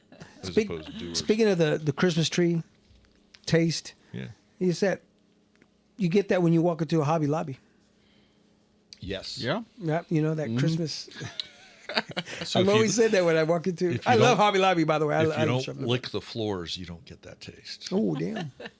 I hate Hobby Lobby. Do you? I hate that they don't label the aisles. Just put a name on it. What? Tell me where Right. the fuck everything is. It's I'm a just- bad shopper. I haven't been allowed to go shopping with my wife for years because I get cranky. That's. I'm one of Long. those guys. So you like Amazon, right?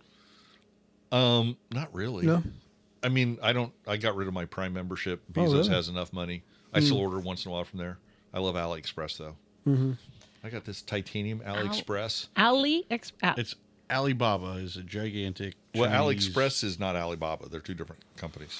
but it's from them. Yeah. They're a subsidiary. It's a sister company. But that's what the Ali in it is. Okay. Is from Alibaba, Yeah. and then It's Chinese Amazon. Oh, okay. Most of the stuff is junk, but I got this titanium water bottle for like $8. I saw the exact same thing on Amazon for $55. So a lot of people are buying stuff from there and then Okay. reselling it on Amazon. I have a titanium hot tea thermos with a little glass insert, and I got it for $16 on AliExpress and free shipping. I got it in 2.5 weeks. You never know if you're going to really get it or not. I know, right? Yeah. And I was like, and then I looked it up. The same thing's on Amazon Oh, okay. for $65. Yeah. Huh, I'll have to check that one out. back in the good old days, you could buy knockoff jerseys from there. Look Yeah. exactly right for $20. Yeah, I remember Yeah. those jerseys. Yeah, You I may mean, or I may think not. they're still out there. Somebody's still making them. No, Somebody's the still selling them, right? AliExpress doesn't let them sell them. Oh, no. I mean, I'm sure you can find them, but Yeah, You still see a few Cut that watches on there that are, but the big companies have, crack like down. Omegas, Rolexes. You have to go to DH Gate for that. Not that I would know anything about that. yeah. Ever bartend? No, No. not really. I mean, You're too thirsty to do that. I get in the way. Yeah. Throw too many elbows. There's not a lot of space back there. I bartended at So then you did bartend. events, yeah, Okay, but not so- at events. Okay. You know, Never by I trade. used, yeah, no, I used Right. to. I used to help with catering at the Nelson, so I'd bartend there and do stuff like that, but not. by Ever do trade. valet parking? Yeah, I loved. So when I was the wine steward at Fedora, on prom night, prom and dance nights, you wouldn't sell any wine, so I'd help the valet guys. Yeah. So not by trade, but all the mom and the dad's cars always show up, you know. So the Porsches, the Maseratis. Well, I was gonna say with those Yeah. specific cars that you saw, you're like, oh, I want that I want that one. I'll take that one for a Yeah. spin. Yeah. Yeah. So not, but just a little bit odd. Then mainly it was all front of the house. I remember when I was a manager at PB&J at Grand Street and Yaya's, the chef was kind of pissy with me, and because I had to do a couple days in the kitchen, and I said, bro, I'll do anything. This is your one time to boss me around. You know? And so I was on prep for 3 or 4 days chopping vegetables. I love doing that stuff, but it's hard. That is hard work back there. I bet. You know, at Cafe Allegro, I worked there. It was on 39th Street. We had an actual wood-fired grill, and it would humble cooks that would come in who thought they were hot shit on a grill boy, you know, because if you've got a wood grill, you've got to tender it, you've got to keep the coals going, you've got to start it 2 hours before the shift starts. It's not turn the gas up, turn it down. It's Yeah. that was hard work. Hats off to them. Absolutely hard work. Man. That's crazy. So, let's get into the recent career. You said North American Bison? Yeah, North American Bison How- LLC. How long have you been doing that? Since the December before COVID started. I was hired in December before COVID to grow the restaurant business. Okay. And then 2.5 months later, the restaurant business shut down in the U.S. Yeah. Good timing. Oh. Yeah. At least they kept you. Yeah. So, yeah, a guy that I knew, because you know how when you go places, you run into people, you run into people over and over, and you kind of whether it be at the store or whatever. So there was this guy that I had met at different trade shows, and he calls me and he goes, "Hey, I want to meet for a drink." So he says, "I know you know a lot of people because I joke everyone has superpowers, and one of mine is I can't fly, but I almost always run into people I know, especially at trade shows or at a hotel or whatever." And he goes, I know you always run into the people you know. He goes, "I'm getting promoted to CEO. I run sales for this little Bison company, and I need someone who's really aggressive to take it over." And I was in the wine business at the time, which I loved the wine business, but the wine business was just getting less fun. It was becoming more and more corporate. It didn't matter how good your wine was. It was more what you could pay people off, more, it was all, it was just not fun. And it hadn't been fun for a few years. And I love cooking. I love selling. I love cold calling. And I said, and I still remember, I said, "What about me?" And he slowly puts his Jack Daniels in. He goes, "I just want to be clear. I wasn't offering you the job. I just, I just know you know a lot of people." I'm like, "No, serious. I've called on every retailer in U.S. and Canada. I've called on distributors, food service. I know a ton of chefs at hotels. I've called on every restaurant group." Yeah, you're the shy guy, remember? Yeah. And that's what's so weird, right? No one would ever. And so I said, and I've done demand planning and budgeting. So he goes, "Send me your resume." So I was one of 6 people that interviewed, the only person not from the wine business. And I met with I came with I don't like 30, 60, 90-day plans. I had a near-term, short-term, long-term plan, SWOT analysis that I built from what I could tell. And I got the job. Nice. And I freaking love it. I mean, it's a blast. Quick pause before we move further. Yes, sir. What, after being in the wine industry, Yeah. what are your surface level thoughts on bagged wine? Like, obviously it's not high quality, but there's a need, right? Absolutely. And so one of the challenges with wine is air. So if you're not going to drink it in 2 days, Stale or whatever. Yeah, it goes bad. So if you're not going to drink a bottle, I remember someone gave my wife and I years ago one of those fancy cork stoppers, and we looked at it like, "What's this for?"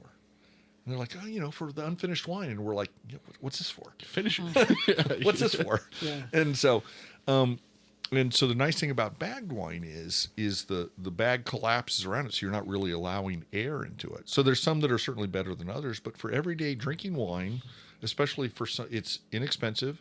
It's great for barbecues. You can take it with you because there's canned wine. I'm all in for it. I think it's Called good. slap in the bag in college. No, never. They didn't exist back in the day. Drink from the nozzle and you slap the bag afterwards. They're like, "Good job it." Oh, no. Remember We just drank tequila back then. there you go. It's the good stuff. Remember Matilda Bay? Yeah. Wasn't that like in a box? Was it a New Zealand's, Yeah. I think, Sauvignon Blanc. I hate New Zealand Sauvignon Blanc. It smells like cat piss to me. It does. Yeah, but that Matilda Bay was. I do remember It was in a box, I think. I don't remember that. Zimas. Remember those? Zima's? So, yeah, when Zima came out, what was I doing? I think I was in a distributor, and I think Coors owned that. Was it Coors? And it was the first malt base. It was malt based. Back when wine coolers were wine coolers, and wine coolers switched to malt base from a tax point of view, and you can sell beer almost everywhere where wine you couldn't sell. But I remember I heard there was this great new campaign that Zima was doing. So I think I was living I don't remember if I was living here in St. Louis, but I had some of the top restaurants, and I would go into this restaurant and I would see this hot woman, it was always a woman, holding it brand correct, not like this. It was always Brink. It was always faced out at the bar. And if you're there, she goes, "Hey, I don't know this place. I'm waiting on my boyfriend." You always have. And this thing's great. You guys want to, let me buy you a couple. Is that cool? So it was a marketing ploy, right? Send a couple hot women into the Morton's or the Ruth Chris or the Capitol Grill or the Bristol. Yeah. And they were all, you could tell. And I'm like, "Yeah, you work for them." I remember the first one. I didn't even know. And I knew. She goes, "What do you mean?" I go, "You're doing that. That's the marketing campaign." She goes, "No, it's not." I go, "Yeah, it is." And she goes, "You're not supposed to tell anyone." She goes, "How did you know?" I go, "I didn't. I just guessed it. It's the way you hold it so perfectly." So I do remember, and it was horrible. It was flat. It was flat. Yeah. It was flat and sweet. It was like flat tonic water. It bombed. Yeah, and it tried to resurface. Yeah, it here did. not too long ago, but I don't think it did well. And so did I have a Thunderbird. Do you remember Thunderbird? I don't. So Thunderbird, Gallo started it. I have a Thunderbird hat. Gallo started it in the 40s or 50s, and there's a couple in the 60s and 70s. There's a couple really famous actors that did Thunderbird, and it was basically a wine version of malt liquor. So very high proof wine, and so then anyway. Yeah. Story's going nowhere if you've never heard of it. What about Let's go back to Lassie. I know Timmy's where- in the well. was Mad Dog? Mad Dog, is Mad that Dog. a wine cooler or malt? I think Mad Dog is high proof. I don't remember. Yeah, I it think was that's a malt liquor. Mad Dog Was it malt? 2020. Yeah, yeah. Was that Mad a Dog, malt? yeah, 20, yeah. That was That's what was- Mad Dog. Yeah. What was the other? Well, now you can't sell 40s in KCMO. You can. No, it's been illegal for a long time. I feel like a lot of the markets changed to those No, 25-ounce cans, though. They're 34 and 36. You can't do the 40s anymore. Oh, just size-wise. Yeah, 40 ounces. I feel like a lot of people have moved to those cans. Edward scissor hands. Have you seen the Edward 40 hands? You tape Yeah. them to your hands. And Yeah. It's all about the hand placement. If you put them too low, then you're just warming up that beer the whole time. You go up top. Yeah. yeah. And there was that Old English. Oh yeah. There's a lot of brands that just. Yeah, are that Old English gone. used to make me see demons. Yeah. Yeah, it was some crazy, wicked stuff. Is Old English going? I feel like they just rebranded or I don't- There's a I feel lot of like stuff. Snoop that Dogg's still a partner of them. could be. I think so. Man. Good stuff. Let's go down. Anyway, Where's the yeah. local Let's- liquor store? Let's go see what we can find. All right, let's get, Bison. yeah, let's get back to the Oh, yeah, Bison. Bison. Yeah. So the New Rockford, North Dakota, is Yeah. that where you guys are located? So it's a North Dakota is a big state. So it's basically Fargo is on the border between North Dakota and Minnesota, and then it's about 2.5 hours northwest of that. How often do you visit? A few times a year. I don't. Yeah. I run sales for us, so I don't need to get up there So that you don't- much. okay, so you yeah, don't have to. but we had our rancher meeting a couple months or a month ago. So we're there's probably 4 or 5 of us commercial level bison companies. It's a pretty small category, and we're rancher owned. We were started as a co-op in '93, but we're no longer a co-op. But we're still an LLC, but we're rancher owned. So we get together with our ranchers formally once a year in March and talk about we have a social at the Elks Club, and you know, and then we have a business meeting for a couple hours, and I present on behalf of sales and consumer trends and risks and what I see, and always ask for more animals, and then you know, we just kind of do an overview. So I was up there a few weeks ago. I go up there in December for the Christmas party. I'm going to be up there we have a new product. We don't have a new product out, but there is a new product that just got released a few weeks ago. I've got a couple of them at home. I forgot. But there's a natural supplement. I don't know if you've ever seen supplements of liver or heart supplements or kind of things like that. So the supplement business is super sketchy. A lot of it's made in China. Nothing against China, but it's just it's super sketchy. And this is a company I've been working with for 3 years. They're making it up at University of Lincoln at the Innovation Center. State of the art. It's an American company, multi-generation, family-owned company, and they just released Bison. Our Human Nature is the name. This is the first company that's coming out with this product, but it's supplements, and it's got you know, placenta and thymus glands and hearts and livers in it, and they're treating it very naturally, and it's all state of the art done. And I've got 5 companies launching similar products right behind it. So I'm excited because this is a first for the industry to do something like this outside of just the food space. But I'm going to be up there at one of our ranches with a couple of these companies doing that in June. Okay. Is Tender Bison part of that? Or? That's our retail brand. That's the retail. Okay. Yeah, so we sell primals, like whole tenderloins, whole. We sell to companies that sell our product as their product. That I can't tell you what those names are, but there's restaurants in town where you can.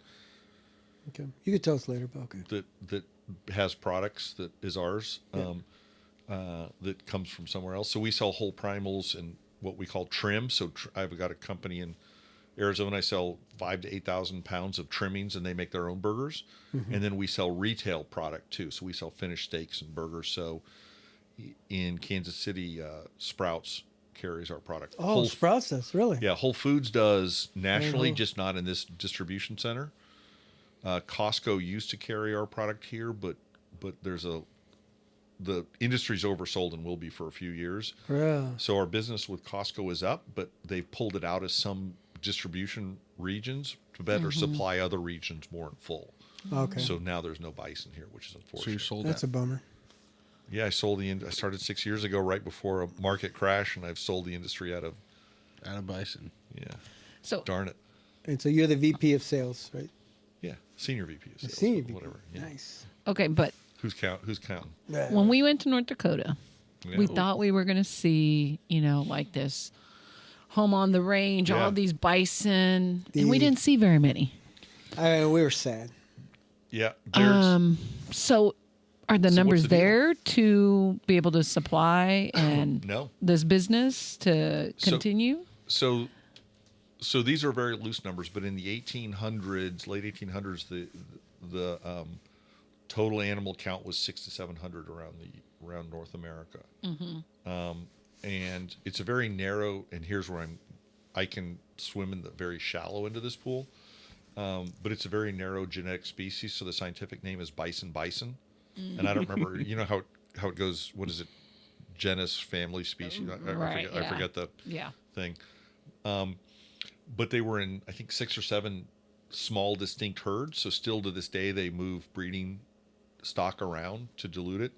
Now there's about 700,000 animals in North America. Oh, I think 70 to 80% of them are on private land. So without the marketability of it. Now, I've heard this, but I don't think it's true, that there's not enough animals in the wild that they could not breed to continue the species. I don't think that's accurate. I've heard that, but I don't think that's accurate. But there's just not a lot of open range left anymore, right? And so, but they're wild animals. So it's not like people think because they're big brown furry animals, I think they're like cattle. And I mentioned this up earlier, is if you want to see human stupidity at its finest, look up YouTube tourist bison Yellowstone. They're fast. They can jump a 6-foot fence. They can run 30 miles an hour for half an hour. oh wow. Their esophagus is like that big around. It's nuts. They get as big as 2,500 pounds. Yeah. So the joke, how fast do you have to be to outrun a bear faster than the guy next to you? No one's outrunning a bison, No. you know, and they're fast. And as I say, they're calm until they're not calm. Then they're really, really not calm. And so, but no, it's been kind of a perfect storm the last few years between the droughts in the U.S. and Canada, the fires in Canada, increased heat has caused calving rates to be down. The war in Ukraine, because I don't think the U.S. gets a lot of grain from Ukraine, but that whole Central European is a giant breadbasket for the world. Inflation coming out of COVID. So and the same things happened in the beef industry, right? And so there's a shortfall of premium beef for the next couple of years too. And there's fewer cattle on North American soil at any time since 1951. That's a big number. Wow. But there's about 700,000 animals, about 75,000 are harvested every year. And so what's happened is during COVID, you remember going to grocery stores and people were like, how much toilet paper does that guy need? Right. Yeah. You know, people were buying everything. Right. And mainly at the time, ground bison was in some stores. And the nice thing about bison is, well, you guys had some. A steak looks like a steak. Like at home, we love rack of lamb. We love stinky brie cheese. A lot of people don't. And the nice thing about a bison burger is it looks like a burger. Nice thing about a bison steak, a strip steak looks like a strip steak. Yeah. But it's lower in fat, calories, cholesterol than a boneless, skinless chicken breast, a piece of salmon. half the population wild. is female. I think 80 or 90% of women over 40 have iron deficiencies. It's the highest protein in iron there is. It's very high in vitamin B. And so it's healthier for you, but it actually has flavor too. And it tastes very similar to beef, maybe a little sweeter. So what happened is when people during COVID would buy bison because they heard it was healthier, they came back to it. So in other words, it's a very big exploratory consumer, but it's a very sticky consumer too, because they like it, so they come back. And then there's only so many hamburgers, taco meat, and chili you can make. They wanted steaks. And so this is still when restaurants were shut down. So then we started selling more steaks retail. And now when the restaurants came back, the business is just, the demand's exploded. Okay. So the price used to be very stable. You could see it for $8.99 to $9.99 a pound for grind, still expensive. Now $12.99 is kind of the market price. We had 9 animal increases last year, where normally we'd have 1. We've had 2 this year already. I do pricing for the company, so I'm getting ready to do another round of it. So it is very good. I just went and took a restroom break and also snuck up there to get some more bison. So, Hopefully you washed your hands. I did. Thank you. Yeah, so, we appreciate you bringing in some bison for us, and we tried it, and it's been, how long, when was the last time we were up in North Dakota? Maybe a few years ago? Yeah, maybe 5 or 6 Yeah, but years. there's just not a lot of them, And, are there places that sell it, like restaurants and things in North Dakota? Like, is that they'll grab it right there because that's what we did. We hit a restaurant and we had a burger, Bison burgers. a bison were on their burger, menu. so good. Yeah, my son Marcos and I, we had them and we're like, wow, we'll never have this again until today. Yeah, one of the thank challenges is you have to be very careful because it's so lean. If you overcook it, it dries out real fast. That's why I had you cook it, because I didn't want to mess it up. Yeah. Okay. Because it's so expensive. And then we also, different companies do different things when they process it. So we only air chill the carcasses. So if you'd seen the meat, I brought it over. I'd already cooked it sous vide. If you'd seen it when it was raw, it's super, super bright red. And a lot of people go, "What do you do? Why is it so red?" And we're like, "Well, that's the way meat's supposed to look." Yeah.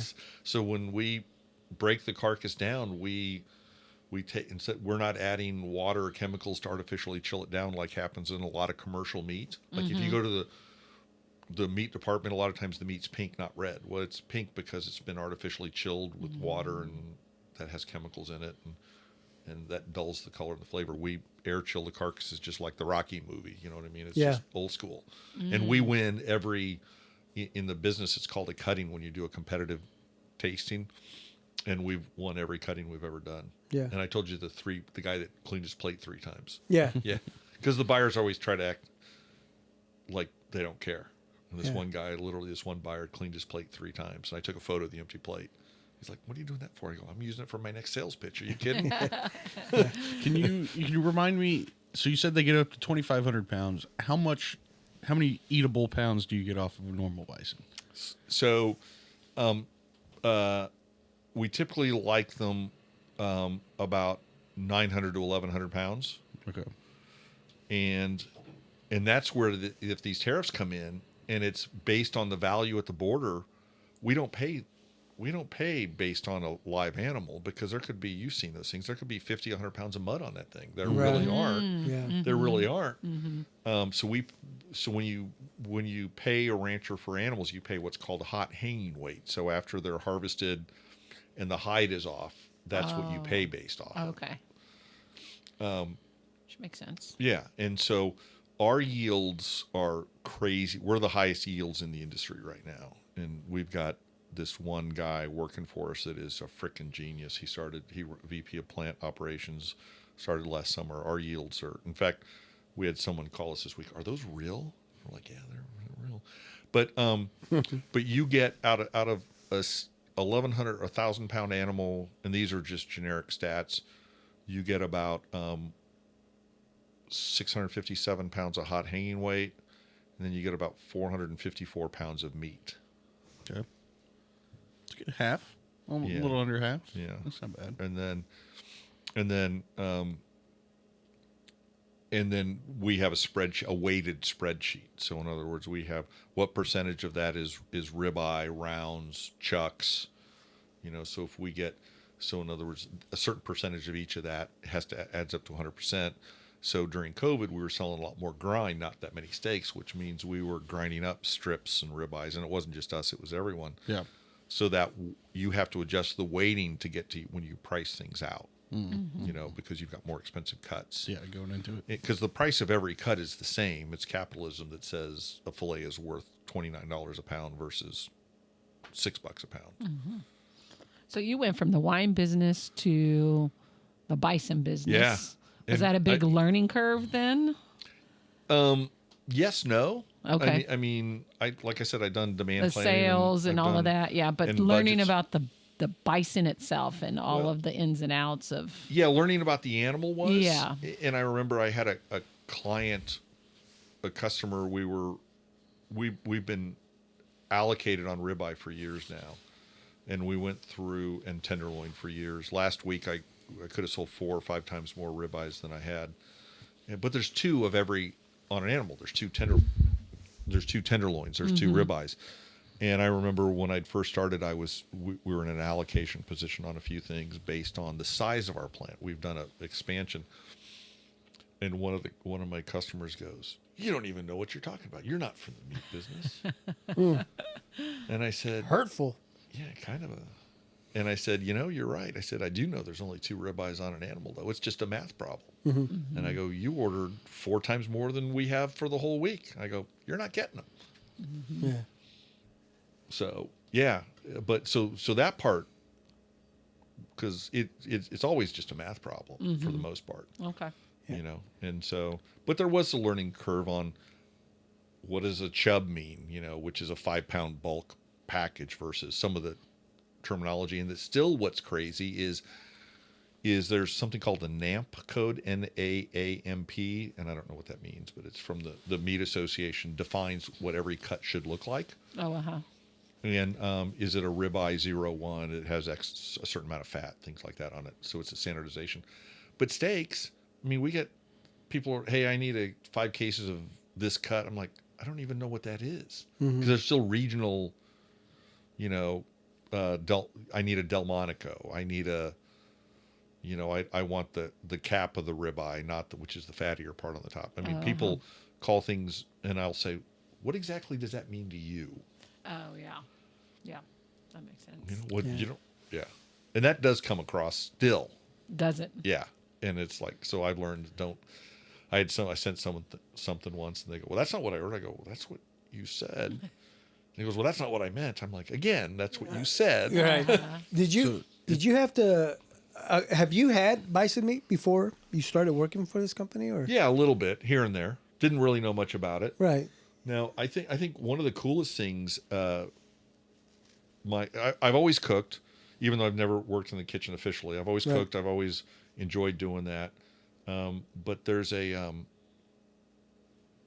local pig is a meat market, and they're down in River Market now. And my wife got me a Father's Day present years ago, which was butcher a whole hog. And it's awesome. And if you ever, and I think they still do it. It was like $100 or $150. You go down there, and first you have to catch it. No, it's Nice. So there's a bus tub full of beers and sandwiches, and there's a big table, and they bring out a half of a cleaned hog. And so if you think about it, the tenderloins, all the cuts are the same. They're just different sizes. So he brings out this half a hog, and there's a hacksaw, a big knife, and a smaller knife. And there's like 10 people. And he basically says, you basically break down the animal into tenderloins and loins and chops and ribs and everything. And it was really cool. And this was way before I worked for this company.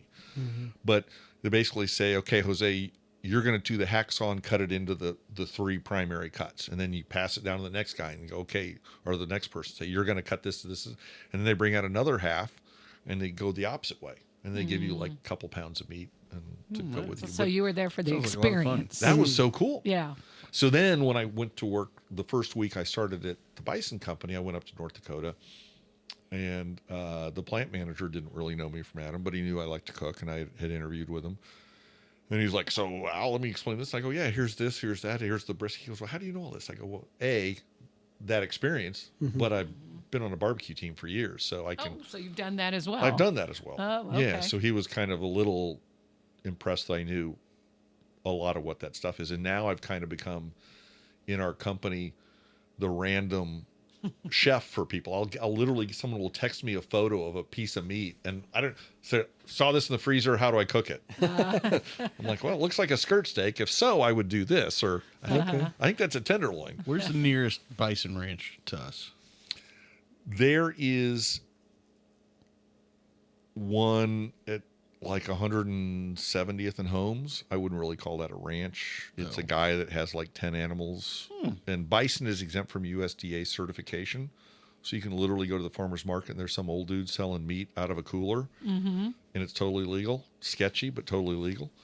All the good, like we're USDA inspected. So we pay for USDA inspection. We're EU certified. We're GFSI certified, audited. There's a few, I don't really know. There's a few in Western Kansas. I know some of the people, and there's some down in Oklahoma, but we don't, that's too far from us to buy from them. So I know them, but I don't really, and there's some hobbyists. For the sake of it, NAMP is North American Meat Processors Association. There you go. Thank you. Good job, Zach. Yeah, so what's the proper name for bison meat? So, you have cow is beef, pig is pork, bison is Bison. just bison. Just bison. Yeah, we like to call it on the rancher side, on the North American side, we like to call it bison, not buffalo. Or as I've been told by someone in North Dakota, bison, but whatever. And mainly because about 10, 15 years ago, a lot of water buffalo started flooding the market. And so there was a lot of bison that was sold into pet food. And then, it's a premium because there's not this, bison is more expensive for a couple of reasons. It's done on a much smaller scale. There's not all this government money that goes into support to bring the pricing down. They're wild animals. And so there was a lot of pet food that used to be buffalo, super healthy. Now it's water buffalo, which is not near the same, and was pennies on the dollar. So the whole part of that market collapsed 15 years ago. So my understanding is bison is buffalo, but that's not the same as as water buffalo. Yeah. It's a totally different animal. So the industry prefers to use the term bison just to psychologically differentiate itself from buffalo. So the word bison is very popular, especially here in this area. Because I have it on my shirt. No, But I didn't notice I have it. this. Yeah. Yeah, the hat. And I like it. I don't think that would fit. I have a big egg. It's because the high school that, of course, Jose went and my kids went, Shawnee Mission North. Oh, is that the Bisons? They are the Bisons. But at one time they were the Indians, but probably, maybe 4 years ago or so? Something like that. You'd say? Southwest is the Indians. Yeah. But it's closed, so. We were the Indians. They changed it to the bison. Yeah. Cool. So it became the Bison. I don't even know if that's the sound that I like it. That keep sounds like doing a that. T-Rex, but yeah. Man, you are old. Yeah, so that's why I said, Bison is just, and it's an ongoing joke here because every time I leave, I always tell my boys Bison, Yeah. and they say Bison. There's a Get it. Bison, so it's No. just. I never thought of it. I have girls. Yeah. So I used to work with a restaurant manager named Mary, and they would say, Nightmare. Nightmare. And she was. Oh, yeah. So no, that's cool. That's cool. That and again, thank you for bringing that stuff in too. Yeah, it was really, really good. Yeah, And good. I can't wait. I normally don't can't wait have to any at home. I was just going, I wonder if I have any. Uh-huh. And then doing the sous vide thing, let it make a little. I'm sorry, I made a mess. I'll clean it up. No, you're we good, got you're that. good. Yeah. So what's interesting is I'm not one to try Yeah. new things. Oh, you're one of those. Yes, I'm one of those. And Yeah. So when they had the bison burgers, I was like, no, I'm good. So I had a piece. It tastes good. It doesn't taste anything different Right. than So And that was kind of my point. But it's ludicrously healthy. It's so good for you. We just don't see it enough to. Yeah, there's. I think one of our ranchers, Kevin, said the other day. I was with him a couple months ago. He said there's enough bison harvested yearly to make a quarter-pound burger for everyone once. And so we've actually been, because demand has continued to grow, we've been exiting a few customers, and we still are bringing on new customers, but it's very strategic, very selective. Oh, okay. You're just too good at your job. Sold out the industry. What can I say? Nice, yeah. But I'm working on Project Mango. Okay. That's my top secret project. How do you grow revenue if you don't have more animals? I've been working on this for a few months. Yeah. For about 6 months, I call it Project. I worked for a company, and we were in the process of getting bought out, and I had this idea for a new division, and I was told no, and that's when I knew I was going to get let go. Which I did. Yeah. Oh, we love you. There's not going to be any changes. Yeah. So anyway, so I kept going down the path because I'm not, until you say stop. You just didn't take no for an answer. Yeah. There you So I go. called it Project Mango. So I still had finance working on it, and I was still building the financial okay. model. And so I've got this other project now that I'm working on, and I call it Project Mango. So first I brought my boss in on it, and he liked it. Then we brought our plant manager in on it. He liked it. Then we brought the CFO in on it, and he liked it. So now Nice. we're deep in testing stages. Oh, But okay. Okay. yeah. Nice. So you've been there how long now again? About 6 years. About 6 Yeah. years. Okay. I was just say you can report the findings from today to them when you There- leave. Are you a Yellowstone fan of the show? I liked it a lot, and then it just kind of lost. Some shows when they're on, Yes. it just kind of lost steam Yep. for me. What season? Because I think there's only 5 seasons, if I'm not When mistaken. there were a couple, it kind of stopped.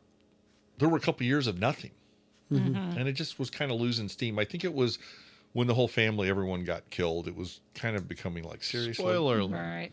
dude, that was years ago. I've never watched it.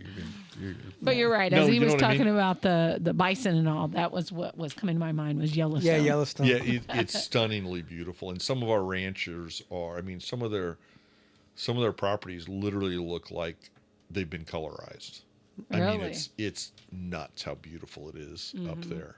Yeah, it really is. But they have real winter. Did I say that? Yeah. Yes. Yes. And I don't Real- like real winter. I mean, Real winter. 20 to 30, no. 30 to 40 or 30 to 40 degrees below zero. The temperature, not the wind chill. That's crazy. No. Yeah. Every couldn't car do has. That's effed up. You know how diesels, you plug in your diesels? Every car has block Engine heaters. block warmers? Gas cars too. You have to. Wow. It's nuts. And we're wimps down here in Kansas because Yeah, we. I'm okay with that. Yeah. So when I do, we have an executive board call every Tuesday morning, and when I first started, I'm like, oh yeah, it's cold here. It's like 20, and then I realized. So now I'll pull up the weather temperature for the different where those guys are, and it's like 30 below, Yeah. 40 below on us. So now I go, We're having a heat wave down here compared to you guys. One of our guys last winter, I was talking to his wife Chelsea, and he's like, "Yeah, I had to yell at Rod. He's outside in his t-shirt, taking the trash or working out and doing something." I go, "It's 0," and he goes, "Yeah, but it was 30 below the weekend, so it felt warm to him." Oh my goodness. So I'm like, "You still have to put a jacket on, Rod." Yeah. Yeah. Exposed skin. Yeah. Yeah. My gosh, it's nuts. It's Yeah. crazy up there. Wild. So all right, Al, let's get into something that apparently you and my nephew Jose here are Yeah. big fans of Formula One. Absolutely. Yeah. What was it that piqued your interest in the Formula One racing? You know, I've always kind of been into arcane sports for some reason. I love the Royals baseball, but I don't really. I love going to the games and drinking beers. I don't really gamble. I don't really pay that much attention. But racing, I've always loved endurance racing. I've always loved Formula One racing. And my oldest brother used to race cars back in college. So, growing up, we had some fun cars around town. And then I remember, somewhere I saw some really old, and I don't remember who the first Formula One race I saw, but the black and white stuff, and I was just, these cars are just nuts, and the tracks are just amazing. And then I kind of got more into it, and it was so hard to watch it in the U.S. because it wasn't, a lot of the races are at midnight or 6 in the morning, and there's no fan base. European time or they're in the South afternoon America. where they're at, but there was no fan base in the U.S. and I think I started watching some on YouTube, some racing. YouTube is an amazing source for kind of fun racing. And then met Jose, and he found Pathlight. I don't remember. Did you find that on Facebook or something? Facebook events, yeah. I just searched Formula One, and it's a local brewery that hosts the Formula One races. So they open up at whatever godly hour that it is. 6 or 7 in the morning. They're open on So Sundays. what? Okay, let me ask you, Jose. What got you into this? What? I like cars and I like going fast, but none of that took me to Formula One. Funny enough, I think my first introduction was something Ralph Lauren had featured the Monaco Grand Prix. Okay. But I thought it looked really cool. It looked it's a whole look to it, a specific thing. Yeah. And I was like, okay, I'm interested. I want to learn more. And then I didn't learn more. And then I watched. It's hard to. I watched, especially some- back then. Here. I watched some TV, Yeah. and you'll see it in Iron Man 2 Okay. when he hops in his race car that he owns. Yeah. That's the Monaco Grand Prix for the situation that Yeah. it was at. And then Archer. Have you ever watched Archer? Yeah, the I'm cartoon familiar. show? Loved Archer. They did an episode where they were at the Monaco Grand Prix there in Monte Carlo and the casinos and all that too. And I was like, okay, it's a reoccurring theme. I like this look and the sound of the whole event. I need to dig into it some more. And then I set my alarm for, I think it's 7 a.m. on a random Sunday, and I found it on the internet somewhere, like the after. I didn't get to watch it live, but Speed TV used to have it, and then Speed TV went out of business. Yeah. I couldn't tell you. It was years ago, but Yeah. I was like, oh shit, this is really cool. And then I picked a team. I had to pick a team because you got to support someone everywhere. And I happened to be addicted to Red Bull, and Red Bull owns a Formula One team. Yeah. So it was It's like- crazy. So you've been a Red Bull fan pretty much the whole from time. beginning, yeah. Yeah. So for me, I now that he's talking, I think I was always into sports car racing, Yeah. and endurance racing. And then my brother Chuck was kind of watched Formula One, and the more I learned that it's really kind of at the pinnacle of technology. And I mean, races are settled by thousandths of a second. And there's 20 drivers, and they're all even the worst drivers are the best. And there's a driver a few years ago who was arguably the worst driver, Romain Grosjean, who had a horrible accident in Formula One, and he went to IndyCar the next year. He hasn't done great in Indy, but because in the U.S. we're all like, oh, Indy's the best. And his third race, he was on the pole, which means he was faster than anyone around the track on his own. Wow. So here, one of the worst drivers in Formula One is now on the pole Winning the- in 3 races. Yeah. And so I got more into it just because the technology was at its peak.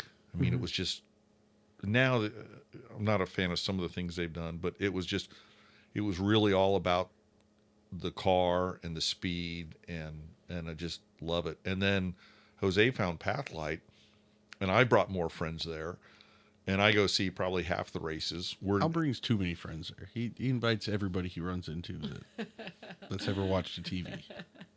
Okay. In a good way. Nothing wrong with that. Way. Yeah, there's nothing wrong. There's always room, but I think Until there's not. until there's not, well, then that's okay. Again, ask for forgiveness. Get there early. Yeah, there you go. You said it. But I think the thing about Pathlight, which is cool, is the first time I was there, it was like, I'd never watched a race with anyone else before. Because there's like 60 to 150 people there. Sometimes it's standing room only. And it's a sport that's on at 7 a.m. on a Sunday. I was telling But my everybody uncle, is cheering for a different car. Yeah, he's the only one cheering for Red Max and Red Bull. So There's not a then- lot of love for Max. And I'm kind of homeless right now because I was a Schumacher fan. Schumacher was racing when I really got into it, and he was so Michael Schumacher. Michael Schumacher. See, that's one name I remember. Yeah. And do remember that. then I became a huge Vettel fan, mainly because of as Schumacher was kind of retiring, he was very, very close with Vettel. They were buddies. German, both German. Sebastian Vettel, yeah. And then a Kimi Räikkönen fan because he's just freaking hilarious. And I'm half Finn and he's Finn, so. But Räikkönen is just nuts. But Vettel retired. And now I mean, I don't really, I like Ferrari, but I haven't really been pulled to anyone. I was telling my uncle, Which is frustrating because I want to cheer for someone. But I'm like, have somebody. yeah, no one's really pulled No, me there's yet. no Team Bison or anything like that out there? We sponsored a NASCAR truck. Oh, yeah? Yeah, it was pretty cool. I was telling him Don't. how I'd met Adam. We were just randomly talking about people. And at that time, I'd convinced my wife to wake up at 6, 7 a.m., whatever My it was. wife's never coming. And I mean, there was Ever. at least a year and a half where we would just go and sit alone and watch this race. Yeah. And she's miserable, but we'd get donuts. It was just a little thing to do to please Yeah. her husband, or not even husband at the time, Yeah. her fiance at the time, or boyfriend at the time, and then That's when it Jose knew slowly she was the developed one. into She's a keeper, yeah. everything that it was. And we even got to go see a race. Yeah, I've 2 never years seen later, a race. something like that. So- Never seen a race. Is that when you guys went for your honeymoon? Did you guys go see a race then? No, it was before that. Boy, what a honeymoon that would be. We were a week. we were a week off. Oh, really? We thought about it. okay. Yeah. No. Prices of everything would have tripled. Yeah. And it was Oh, already yeah, a yeah. Italian honeymoon. So, Yeah. No, we didn't do that. But yeah, I think she had a lot of fun going to the race too. I mean, there's a lot of stuff going on around it, concerts, food, everything. So she was loosely affiliated enough to enjoy the atmosphere of it, and then the actual race was a good time too. Yeah. And So, would you say that's one of your favorite memories of watching Formula One? I mean, It was a good memory. yeah. I feel like it's not the pinnacle. Right. Like there's other places I'd rather go and try and. Oh, visit yeah. and You things still like have that. time. You Yeah, have yeah. still, So still have time to make it's- more memories. What about you, Al? I really want to go see a 24-hour race. What? An endurance race. So, so when I That's thing. a thing. when we lived in St. Louis, our neighbor had an Austin Healey Bug-Eye Sprite, and he was an engineer, and he raced it. And he always said, this car's perfect for me because I'm not a very good racer and it's really slow. But it's safer than driving on the street because everyone's going the same direction. So when we moved to Chicago, what's the racetrack up in Wisconsin? The big road track, Elkhart Lake. And so Elkhart Lake was about 3 hours from where we lived in Chicago. So he would race for the SCCA weekend, Sports Club Car of America, and there'd be old Porsches and Ferraris and Shelby Cobras and stuff. And I would get up at 4 a.m. and my wife would then tell me, like she does now, "Are you insane?" And I would drive up to Elkhart Lake, he'd get me pit passes. I'd wander the pits, and you're right there. What an amazing track that is. It's basically some guy built a 5-mile track on his farm because he liked racing years ago. And so that really got me into it because being there was really cool. And then we moved back, and so now she's like, when the 24-hour Le Mans is on, I will set up my TV in the basement, and I'll have like 4 or 5 other. I work from home, so I've got several monitors. So I'll set up other monitors. I'll stream YouTube feeds, and I'll probably be up for 20 of the 24 hours. Wow. Not just watching it, but doing other stuff. And my wife goes, "Are you insane?" And one of my daughters has watched it with me a few times. But there's a 12 hours of Sebring, Florida, and there's a 24 hours of Daytona. Not 2 of my favorite tracks, but I could go down there for the weekend and just... So they're teams of drivers. Maybe you drive like 4 to 6 hours, and then you swap to the next driver, and it's Okay. a team event, but Yep.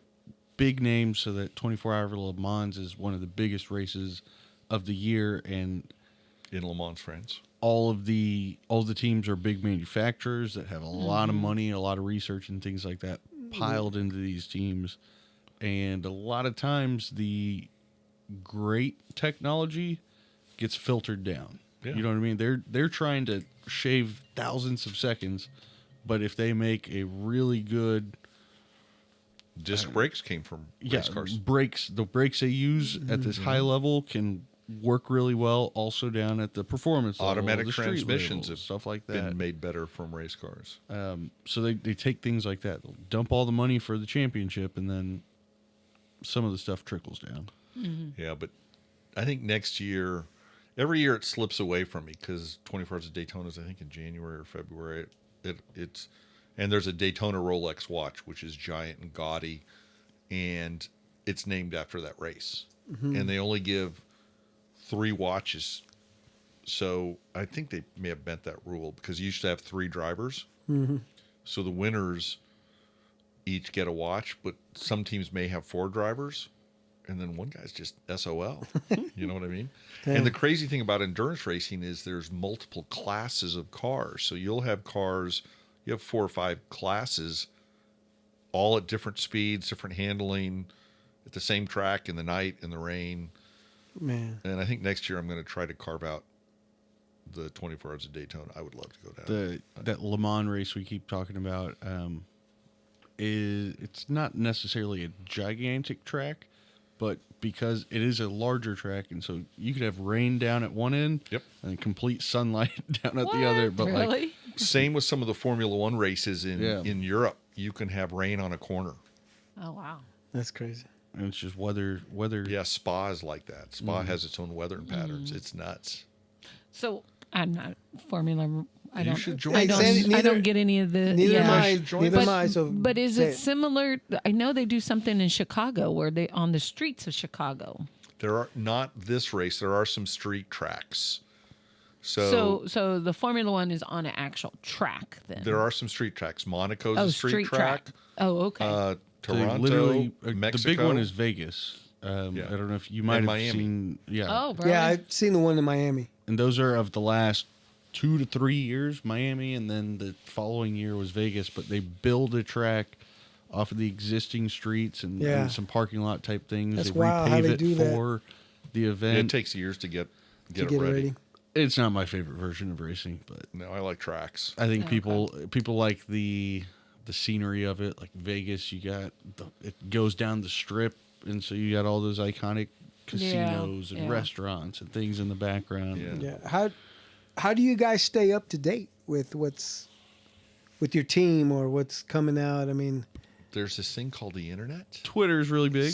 really? So I mean, there's so many channels that like nowadays. you don't get a newsletter? No, there's email blasts. There's Yeah. Twitter. Although I bounced Twitter and it made me crazy. So I'm later still on Twitter. You- But there's YouTube. There's Formula X. One's the app, or Formula One has their own app that you can watch stuff. There's newsletters. There's a ton of different channels on YouTube. YouTube, you can watch recaps, you can get updates, you can watch. Plus, extra we're all texting. behind-the-scenes stuff. There's some of us that are all texting. Did you see this? Yeah. And there's someone in our circle that's you can't tell him anything till he watches the race. Don't tell me. The- Nah. Crazy. So then, were you excited when the Speedway opened up here in Kansas City? Here? Yes, no, I'm not really a big NASCAR fan. Oh, okay. So it's different than that. It's different. Although a friend of mine worked in the automotive parts business. So when it was open, I've been to one race, which I thought was horribly boring. But I've been to the time trials and the testing, Oh, wow. which was, we had pit passes. And when you're in the pits, it's nuts. Is it? And we were there. We were in the pits. There's cold. I never really realized this. There's cold passes and hot passes. Cold passes, they give out a lot of them, which means that cars can't be running. Hot means the cars are running, and those are very, very limited. And we were down in front of the Home Depot team because his company was sponsoring that, and the car started up. And I mean, it's a visceral. Your whole inside just shakes. And the Oh, security guard wow. goes, "Hey, you guys don't have the right passes. You got to leave." And the team owner comes out of the bus and goes, "Hey, Tim, how you doing?" And Tim's like, "Hey, Greg." He goes, "Oh, yeah, you got the wrong passes." He goes, "Hey, we're getting ready to set up the car. Do you want to climb up on top of the bus with us?" And the security guard goes, "Man, I would do that if I were you." I mean, he was like, so we Changed, literally yeah. were on the roof of the bus while the cars were coming in and out. That to me was insane. All the setup and stuff. I'm not just a huge fan of now NASCAR does road tracks now too. That I would watch. Like they do Laguna Seca They did Le Mans, Garage 56. There's a street track in California too. Long Beach. They just had the race last week or 2 weeks ago. Has there ever been a movie made about Formula One? Quite a bit. Grand Prix, James Garner, famous one. Yeah. Cars. Oh, wow. Steve McQueen, Cars. Cars. Yeah, Cars was one. Cars did go That's the one Formula I One remember. year. Yeah. That was a Formula One? Boy, Cars was very controversial too. Was it? Oh my gosh. No, I don't know. It's a cartoon. Yeah, I have no idea. Netflix has Senna, a new series. Was it a series I saw or- the movie. Yeah. I didn't see the series. What was that? What I was heard that? It's really good. Ferrari and something. It was Ford versus Ferrari. Ford- with yeah. That was Le Mans. That was Le Mans. That was Oh, a okay. 24-hour race that they. Oh, they really? did. Yeah. Is that a good movie? It's a really good movie. Yeah. Yeah. And what was the Steve McQueen one? He has no idea who Steve McQueen is. I know who. I don't know the name of the movie. So the best Google. I've only seen Grand Prix of the old ones. to me the best movies that are sports movies or racing movies or movies that aren't about racing. That's the backdrop. Like Mystery Alaska, if you've ever seen that, it's a hockey movie with Russell Crowe and Burt Reynolds. It's Day hilarious. of the Champion. No, that's not it. No, Dave. Yeah, the Steve No. McQueen movie. No, but You ever seen? Paul Newman? I'm sorry, not is it Paul Newman? I think I was Paul just- Newman. Yeah, Speaking of Paul Newman, because did you- Paul Newman used to race heavily. Yeah, that's James right. Garner used to race heavily. Yeah. So it's all about the backdrop, and that race is the backdrop. But back then, they were literally putting 20, 50-pound cameras on these cars. That's crazy. Now, I mean, the cameras are weigh nothing, and they've got helmet cams that fit in the visor, Oh, and wow. so they flash to them on the Formula One races, and you can see the vibration and everything. It's these Called guys Winning. No, Paul Newman. I'm looking right at it. 1969. okay, I'm thinking of something else. But their reflexes are nuts. These race car drivers. I was at the Miami race. I forget who the guy was, but Tyreek Hill was doing. They were dropping a ball to see how fast you could catch it. Yeah. And so Tyreek's fast. We all know him in Kansas City. The Formula One driver was dropping it, and he was catching it like here. And he's like, "Yeah, see, look, I'm good." And then he does it for the Formula One guy, and it's like this. I mean, their reflexes are Really? insane. Yeah. And a lot of their testing is their core body strength. I mean, they all look skinnier than Jose, but their core body strength is just nuts. Because you're going around these turns 7, 8 Gs. They can theoretically race upside down at 100 miles an hour. They have so much downforce. Wow. Wow, that's crazy. And we can talk about this a lot longer if you want. Good time. Okay, I'll leave it. I don't know what you're doing next, but they don't really race. People compare them to Indy cars because they kind of look alike. So you would know the Indy car from the Indy 500. Yeah. Yeah, It's smaller cars, different shape, Open technology, open wheels, not covered, similar but not quite there. Yeah, but there's one track, Circuit of Americas in Austin, Texas. They both race on, not at the same time. And IndyCar doesn't have track limits, which means they can go outside the lines to make it faster. Formula One has track limits, so if you go outside the line, your lap gets deleted. A Formula One, this is a couple years ago, a Formula One car is like 12 or 14 seconds faster around the same track. And this is in races that are decided by thousandths of a second. That's a lot, by the way. Is it? That's a lot. Wow. 12 or 14 seconds. Because they did an overlay of, they did a YouTube overlay. So that's nuts. This may be a silly question, but some of these drivers, can they bounce around from team to team? Kind of like in any other sport? It's contracts. Yeah. Yeah, they can do that. And you, Enter the Is there a cap in? transfer portal. yeah. No, they get paid a lot, but they don't get paid. I don't know. When I found out, They don't get paid It crazy wasn't money. like godly amount of money. I mean, And money's a big deal because with racing part of it is, you have to be good to win, but you also have to be likable because sponsorship is a big thing. Dad is dad a billionaire? That helps. $65 million a year. That is a lot of money. I Are don't you know. serious? That's not a lot. I felt like it should have been more. Well, that's what you guys are pulling it off this podcast, right? No, I would. Yeah. That would be. No, but you would think it would be the more. We gotta find that's sponsors for the top people. Top people. Yeah, bringing in the the others most are people, making winning things $2, like that. $3, $5 Yeah, million, maybe- $10 million. So most of them. So there's basically 10 teams. You have 2 cars, Okay. but there's really a primary. Most teams have a primary and a secondary team, so it's kind of like a farm team at the same time. And then there's individual points and constructors or team points. So, in other words, you get the top 10 people get points in a race, the top out of 20, and you get 25, and then 18, and then it goes down from there.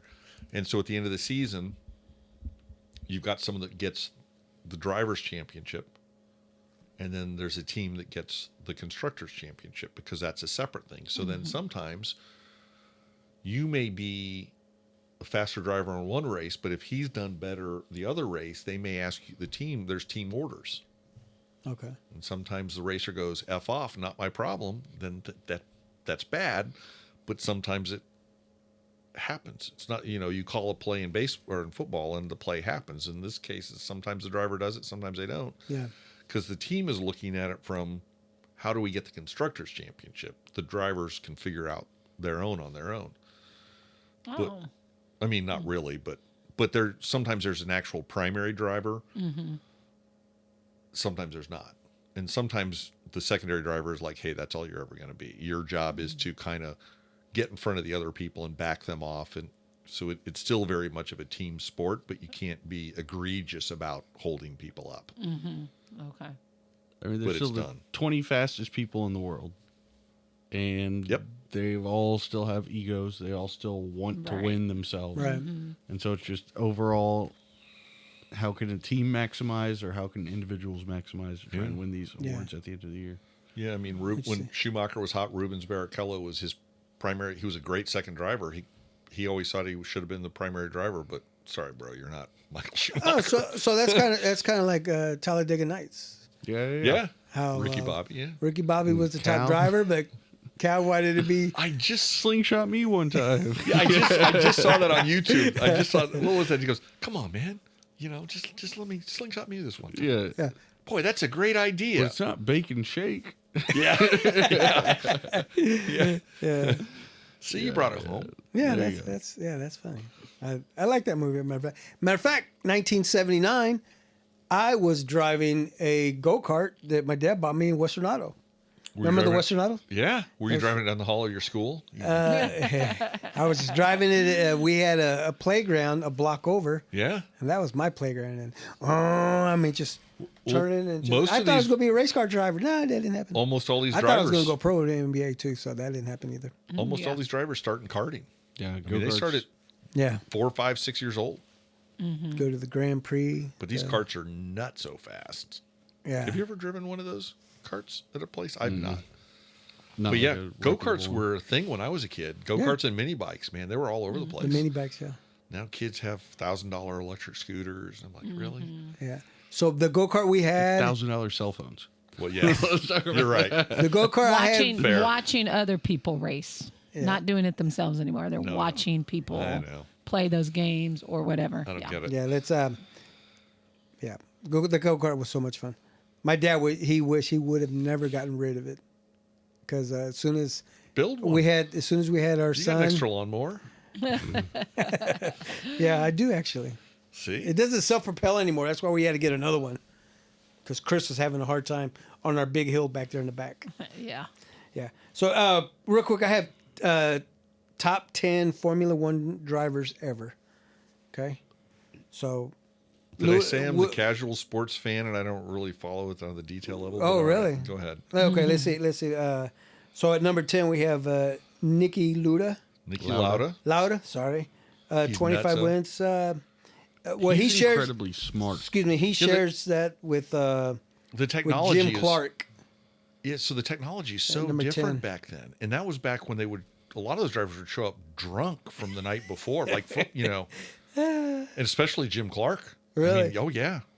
Niki Lauda, those two were. That doesn't sound like a good mixture. drunk and at high speeds and being able to have. What could go wrong? Yeah, No only safety. if you're being responsible. At number 9, we have Jackie Stewart. Sure. 27 wins, 3 championships. British. Nigel Nigel Mansell. Mansell, 31 wins, 1 championship. Fernando Alonso, Yeah, he's He's still Fernando. driving. He's still driving. really? How old would you say he is? He's in his 40s. 41, 42. No, he's So a young buck. He had a Here's- rumor that he was dating Taylor Swift for a little while. Oh, really? No before rumor. Travis I saw Kelce. him at 119th Street. No. So here's how You heard it here first, people. Here's how fast these guys' reflexes are. Last year, I was watching a race, and the announcers go, and so they have these giant screens in different parts of the track showing the race so that people can watch them, right? Because Yeah. you can't. And the announcers go, did Fernando just make a comment about the overpass? So Fernando's doing like 180 miles an hour, downshifting into a hairpin turn, and he sees someone on the screen somewhere else on the track passing someone else, and he kind of mutters, wow, what a pass. And they're like, he's downshifting going into a low speed turn from 180, and he's watching TV while he's doing it. Oh, man.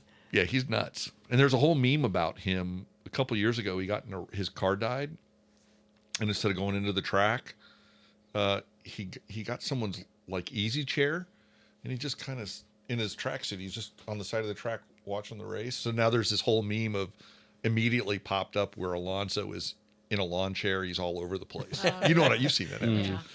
Anyway, go ahead. Sorry. No, you're good. At number 6, we have, I may be butchering this, Ayrton Senna. Ayrton Senna Ayrton Senna. died too young. Oh, he's- Died in an accident. Horrible. Yeah, almost everyone died back in the day. But racing? Yeah. No way, really. He's the one that Netflix series is about. Okay. Yeah. Alan Prost, Mm-hmm. right? At number 5, and then Sebastian Vettel. Sebastian Vettel. 50 Is Kimi 53 Räikkönen wins. not on this list? I don't think This he's is the best ever. No? These people won championships, Al. Yeah, these are all. Yeah, Kimi won it for One? Ferrari. Last one to win it One? for Ferrari. Anyway. Max Verstappen, Yeah. That's a Red Bull guy. 63 That's wins. his boy. At 3? At number 3, That's bullshit. 4 championships. Okay, well, when I give you 2 and 1, you're gonna be like, oh, okay, that's Schumacher and Lewis. Yeah. Yeah. Well, what do you think? Wait, yeah, you're right. Yeah, Michael Schumacher had 91 wins. So what do you think? Lewis washed out 7 this year? Man, championships? he's And then Lewis Hamilton, 105 wins, yeah, but 7 This was the championships. first black driver ever. Oh, he's Yeah. black. Mm-hmm. British. British Nice, black. okay. He's focused. Yeah, he's And he's dealt with some very, very active racism, which is just Um, fucking nuts. Pardon my Oh, you know language. what? It's I just- think I have heard of this guy now that you Yeah. say that. Yeah. he's a big name, like huge name. Lewis Hamilton. Interesting. Yeah. But No, anyway, that's that a was good through, list. Yeah, that was through Via Autosport. There was the one Yeah. that put that out. No, that's a good list. It's a much less dangerous sport than it used to be. There were hardly any old retired Formula One drivers. I mean, it was well, that's kind of sad. yeah. Yeah. It's the love of the sport. Oh, all right, but Wow. before we end, I want to hit it on this topic. If you guys are cool with it, Uh-oh. the I'm walking out this week. have you ever done a helicopter tour? Yeah. Yeah. One of the coolest things I've done and one of the most miserable. I've done it twice. One of the coolest and one of the most miserable things I've ever done. Where were you when you did this? At a marketing meeting in Vegas, we did I thought it'd be fun to do a helicopter tour over the Hoover Dam, right? Mm-hmm. And it was Vegas. It was like 120, and the helicopter didn't have air conditioning. Nope. So that was the miserable Oh, one. that was miserable. How many it was still people were pretty on cool. that helicopter when you did I that? don't know, like you know? 4 of us. It was a small one, so like 2 in the back, and the pilot and me, and Okay. one of us, so 4 of us. Wow, I've never done that. Have you, Zay? Mm-hmm. You ever done the helicopter? Would you want to do that? Helicopter? Yeah. Maybe. Oh, I see. That's why. I feel And then- confident that I could fly a helicopter with very little training. Seriously? Mm-hmm. Pedals that you have to. Mm-hmm. I've interacted with enough video games. But hear me out. To know the physics of how the pedals are moving. Yeah, the pedals are nuts. Alternating with the. Yeah, no, I think I could do it. With very little training. Some training. But. Now, when I worked for Kendall Jackson, one of the coolest things I've ever done is Jess Jackson, who's passed away years ago, was a self-made billionaire. And so he was not a billionaire like the billionaires of today with the yachts and stuff. And normally when you see him, when I saw Jess, he was in boots and khakis or jeans and a polo shirt and drove the Lexus base SUV, and he lived on 4,000 or 5,000 acres in northern Sonoma. And literally you'd be on his ranch and everything you saw he owned. It was badass. But he had a couple jets and a Pilatus, a plane, and he had a helicopter. But he had one of the no-tail rotor helicopters. So we're up on a mountain. We have a sales meeting. We're up on a mountain, and they're like, "Hey, we're going to do helicopter tours." And then his was pretty schwank. I mean, it was bougie. It was all leather, air conditioned. It had the Bose headphones. You could talk like we're talking now. The Vegas one, you were yelling, and it's still, I see your lips moving.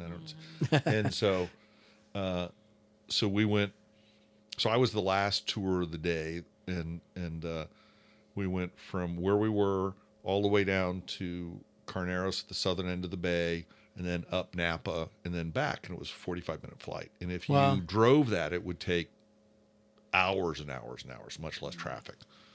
So he used it as, and the pilot used to live by his property, so he would use it, like if he had a meeting, time is important. He used it as a tool. But I will say, and I forgot why we were going to talk about this current events, but one of the biggest asshole moves on my part, I didn't realize this. We were the last tour, and we'd been swimming up on the mountain in one of the ponds, and the pilot goes, "Hey, does one of you have a rental car? He goes, I've got to go take Jess to dinner in the city tonight." He goes, "I'm kind of short. Do you mind if I drop you guys off at the winery down at the bottom of the hill at Stone Street Winery?" And I'm like, "Yeah, that's cool." And I had the rental car, so someone else drove it down. So we're coming in after a 45-minute tour, and we're just pumped, right? Because this thing is cool. And we're in wet T-shirts and shorts, and so this limo pulls up into Stone Street Winery, and these guys get out with their dates. They're all hot shit, trying to impress them. Yeah. And we pull up in this helicopter, and it lands, and they're like, the guys are looking, "Seriously? Really?" And then they go on in, and we walk in because I had to get my keys. And I worked for the company, so I knew the people at the winery. And they're like, "Oh, hey, Al, how's it going?" And these guys are like, "You dicks." You know what I mean? Yeah. First, the guy shows up in a helicopter. We only have a limo. Then he knows the people at the place where we have an appointment for. And on the way out, someone goes, "Yeah, that probably didn't look good for them, did it?" But it was fun. Yeah. But they're still pretty scary. I mean, they're not very aerodynamic. I mean, they don't bounce. Mm-hmm. They don't. You can't glide in. Right. I don't know. They're scary. No, I saw the thing. I saw the thing in New York, and I mean and I think that's a billionaire that did that. Is people get so used to, hey, it's fast. Mm-hmm. Let's just take that. You forget how dangerous it is. It kind of goes back to the Kobe Bryant. Yeah. They were just taking their helicopter to get from point A to point B faster, to whatever. My understanding is that should have never flown because there was so much fog. Oh, they should never have gone up. Yeah. I wonder when you got enough money and you say, "Hey, I need to do it." Yeah. RFK or the Kennedy kid was flying. JFK. JFK Jr. Augured into the water, so he wasn't instrument rated, I don't think, fully, and he was going based on he was in the clouds, and he lost sense of direction, and that was one of those flew straight into the water. That was one of those moments that remember where you were when that happened. We happened to be in Houston, Texas. When why having barbecue? No, we were. We didn't talk about barbecue. we were in the. I played. There we go. I played in the men's fast pitch softball tournament. Oh wow! In Houston, and it just that weekend it was when it happened. Yeah. What emotional connection did you have to JFK Jr.? Yeah, I don't remember where I was. Why would that be imprinted in your he was just mind? somebody popular that and I just remember where He was I was young. He was good looking. You know, it was kind of Yeah. What a tragic family. Yes, Jose. That's You're so wild to serious. me. That is wild. But anyway, you know what? So it was last Thursday. It was April 10th that this helicopter went down Yeah. with a family. It was a family of 5, and then the pilot was number 6. Dude, the FAA is Yeah. busy right now. The amount of planes that have had problems. Here, a plane all blew an this engine stuff. by a rabbit Oh today or yesterday. no, I didn't. Hear Rabbit that. got sucked into an engine at takeoff, and the plane's taken off, and it's like blowing smoke. And they're like, and then I think the landing gear got locked. Oh wow. That wasquy wabbit, Yeah. man. No, seriously. Yeah, I know it's incidents are up. I don't know what's happening, but Yeah. incidents are They're up. bumping into each other. You know. Yeah. right. Yep. crazy. This, and as a matter of fact, this helicopter tours company, They shut down. they shut down, but they've been in trouble before. Really? Yeah. Apparently, they were still under 2 investigations that were going on. This company, and one in 2013 and the other one in 2015. Well, clearly the person that booked it for I think it was the Siemens CEO, the German company. Yeah. Clearly, he didn't book that himself. You know, he has an Right, assistant right. do it. Yeah, Clearly, that person didn't do their homework. Right. And in 2013, the same company, chopper made an emergency landing near water. Was able, everybody was safe, but had to make it. One of the things that scares me about plane crashes too, but helicopter crashes is, a car crash is kind of right there, but helicopter crashes tend to throw things at all over the place. Yeah. So it's a miracle. It's horribly sad for those people, but it's a miracle that a lot more people didn't go. Like if a plane had gone down or a helicopter had gone down in New York City. So I was listening to a different podcast, and I mean, they There's other equated podcasts.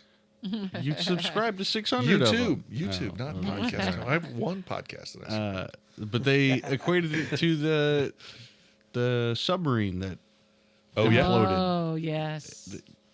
Yes, helicopters are a lot of fun and they're very useful tools, but at some point they're also unnecessary risk, that I wouldn't. especially I don't like a tour. I don't think I would. Well, the people that the 6 women that Just went into Oh, space. yeah, 11 yeah, minutes. Yeah. Mm-hmm.